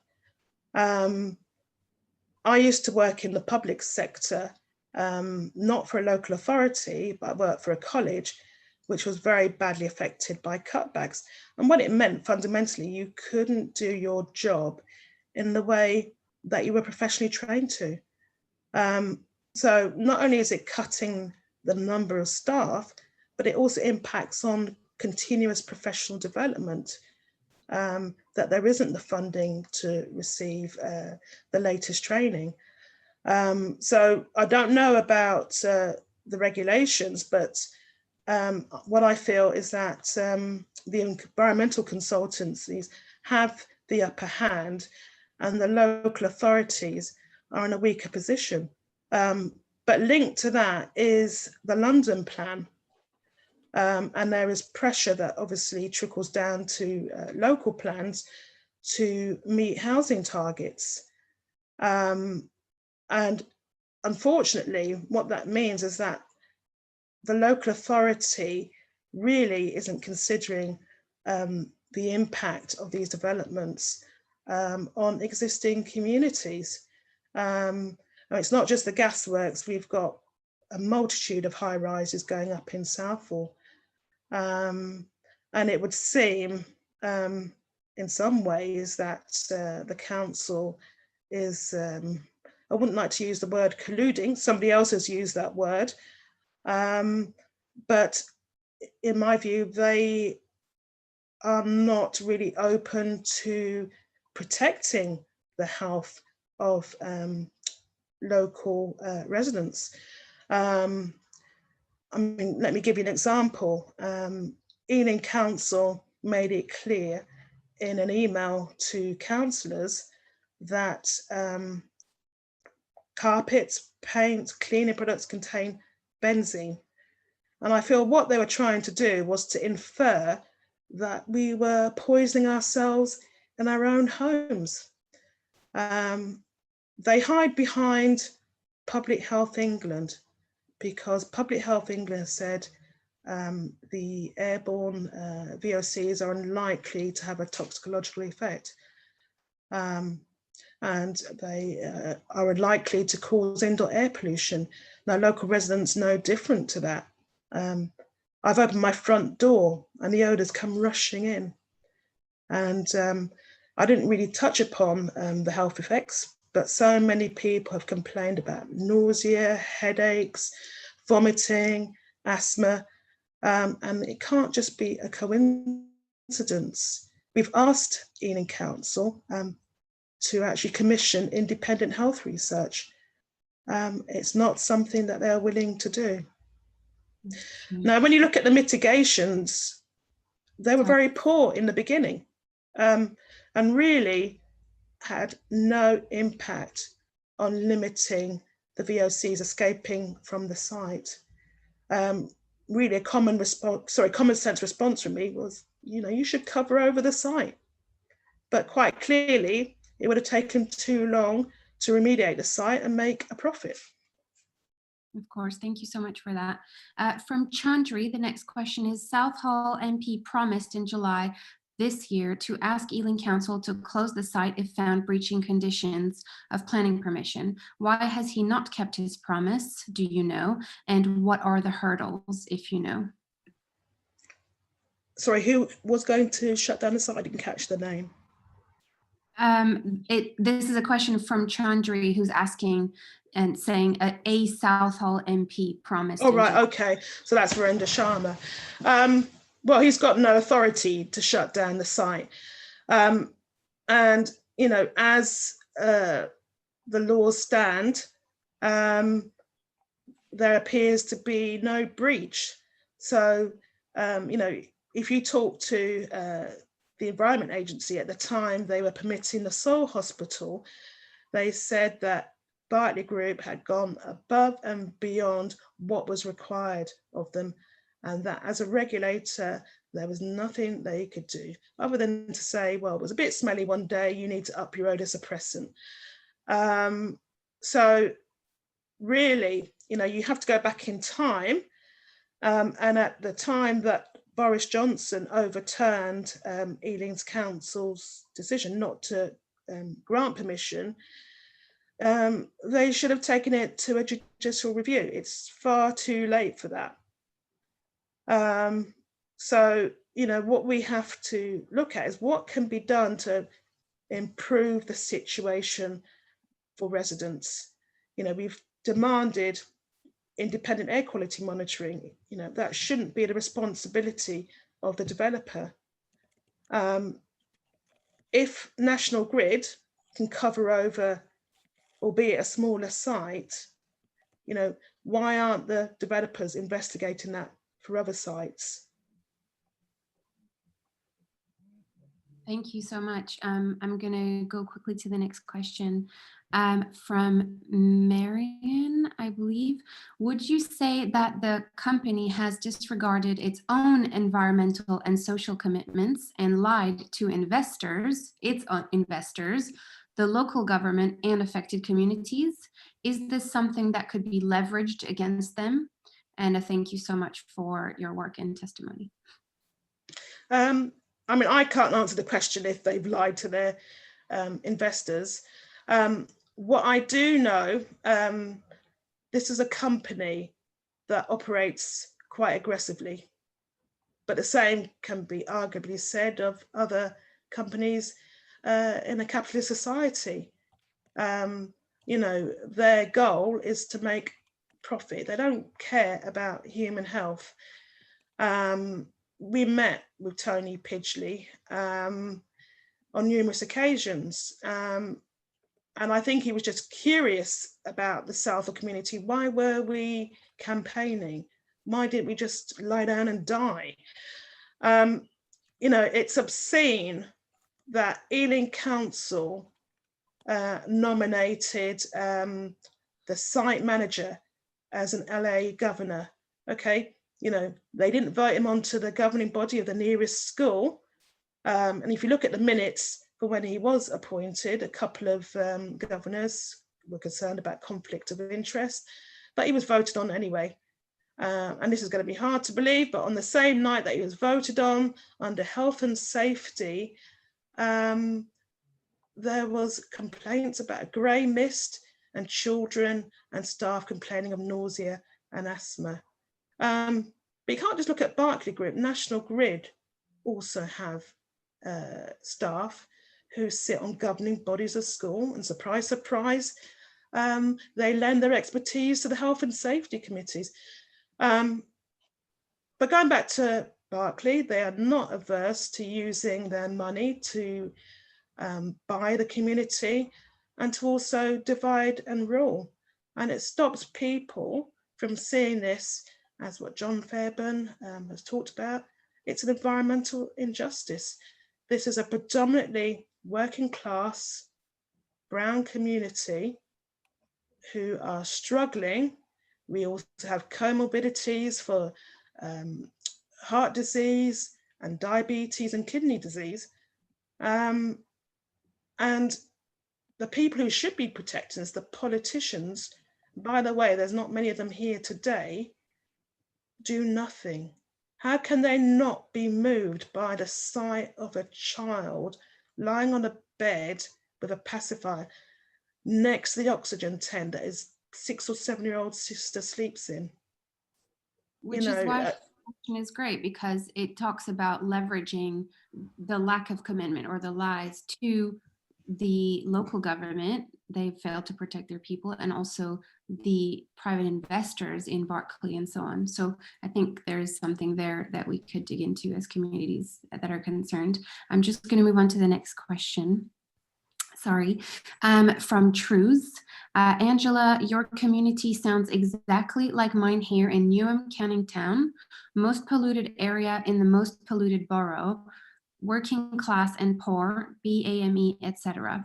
And they expect us to come together and fight and get knowledgeable. So difficult, but you inspire us to keep at it or start, as is our case. Has Angela looked into Berkeley as a HARP building company, as these are usually very unsavory companies? I don't know what HRAP is. Yeah, I mean, Berkeley Group, you know, as I said, you know, the way that they operate, you know, they will talk about sustainability, but at the same time, don't mind polluting the local community. You know, we know that, I would think this is a business strategy to place staff into local schools to quell any dissent and any concerns about the pollutants from Gasworks sites.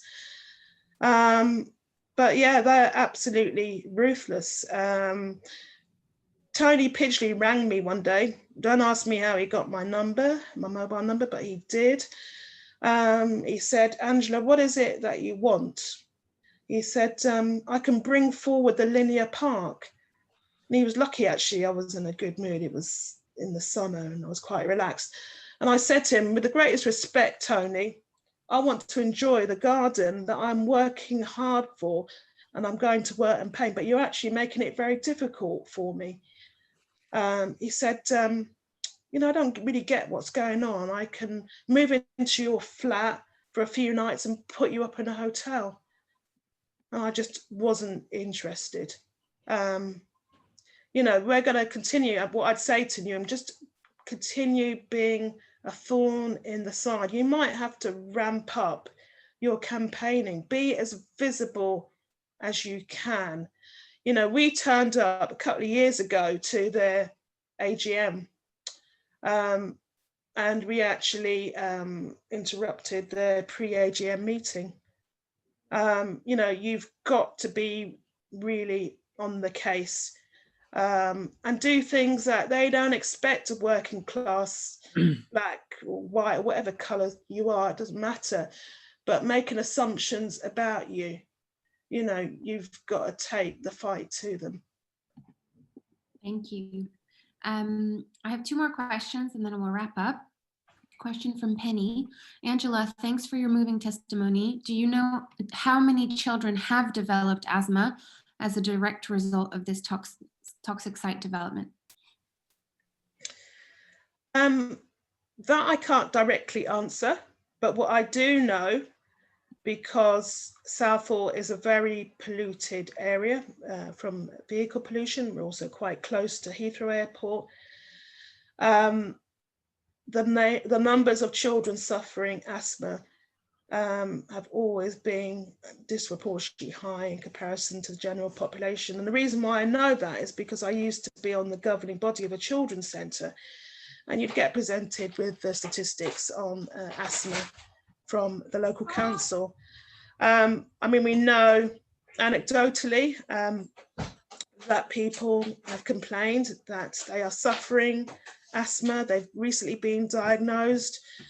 But But I think what's quite interesting, because we are a working class poor area, what tends to happen is that parents will still send their children to school unless they are very, very ill, because they feel, well, I can't leave my child at home and go and do a 12-hour shift somewhere. Sufyan, do you want to add to this question? Yeah, so it's just about the asthma. So I actually spoke at the Clean Air Day 2020 early on this year in October. And just to introduce myself, sorry, my name's Sufyan. I'm the youngest member of Clean Air for Southall and Hayes in Southall.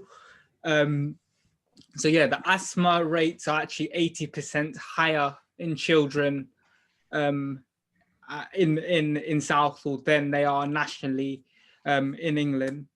So obviously that is quite concerning. It's 80%, as I said.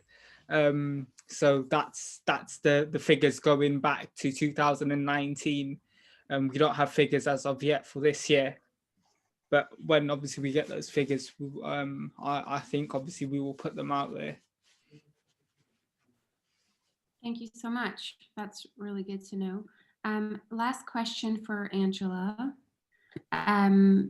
What are your hopes for the future of the Southall Gasworks and your community?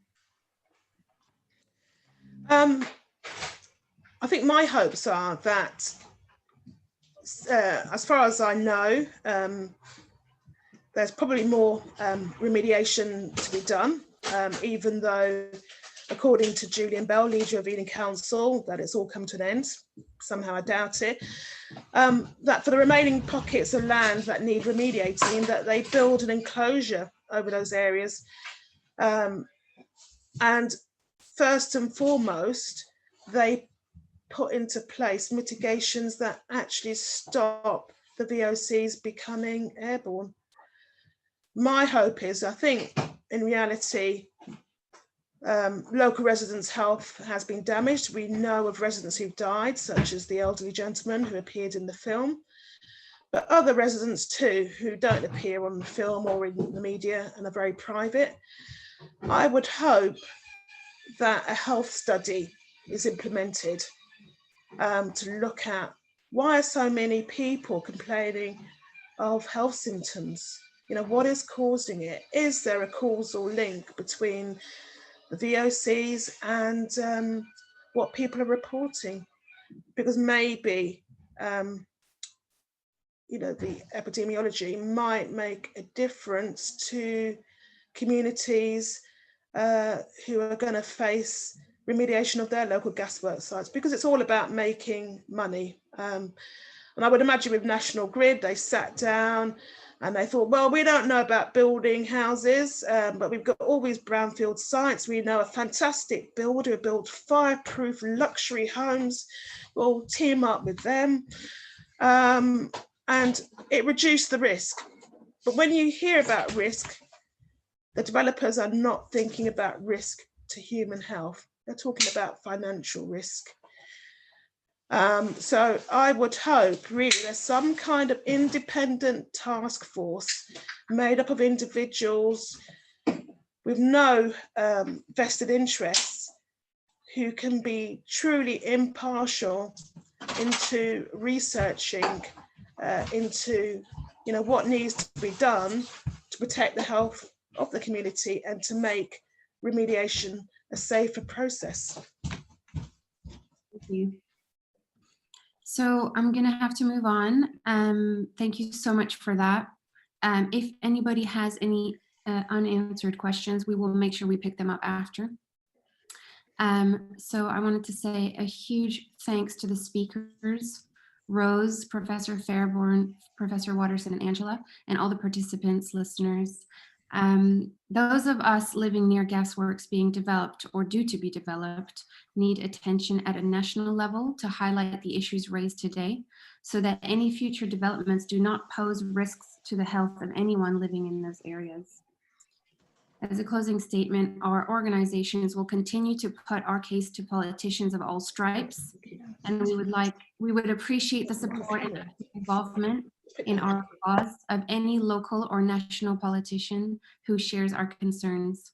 Together, we can put this issue in front of policymakers and achieve new guidance and legislation on gasworks remediation based on evidence, science evidence, and experience. We invite all approaches from anyone who want to help or work with us. Thank you all for your time and questions today. It is so appreciated. Please do not hesitate to reach out for any further questions on links and community pages shared. We hope you have enjoyed this conference and its takeaways. And I wish you all a really good evening. Thank you.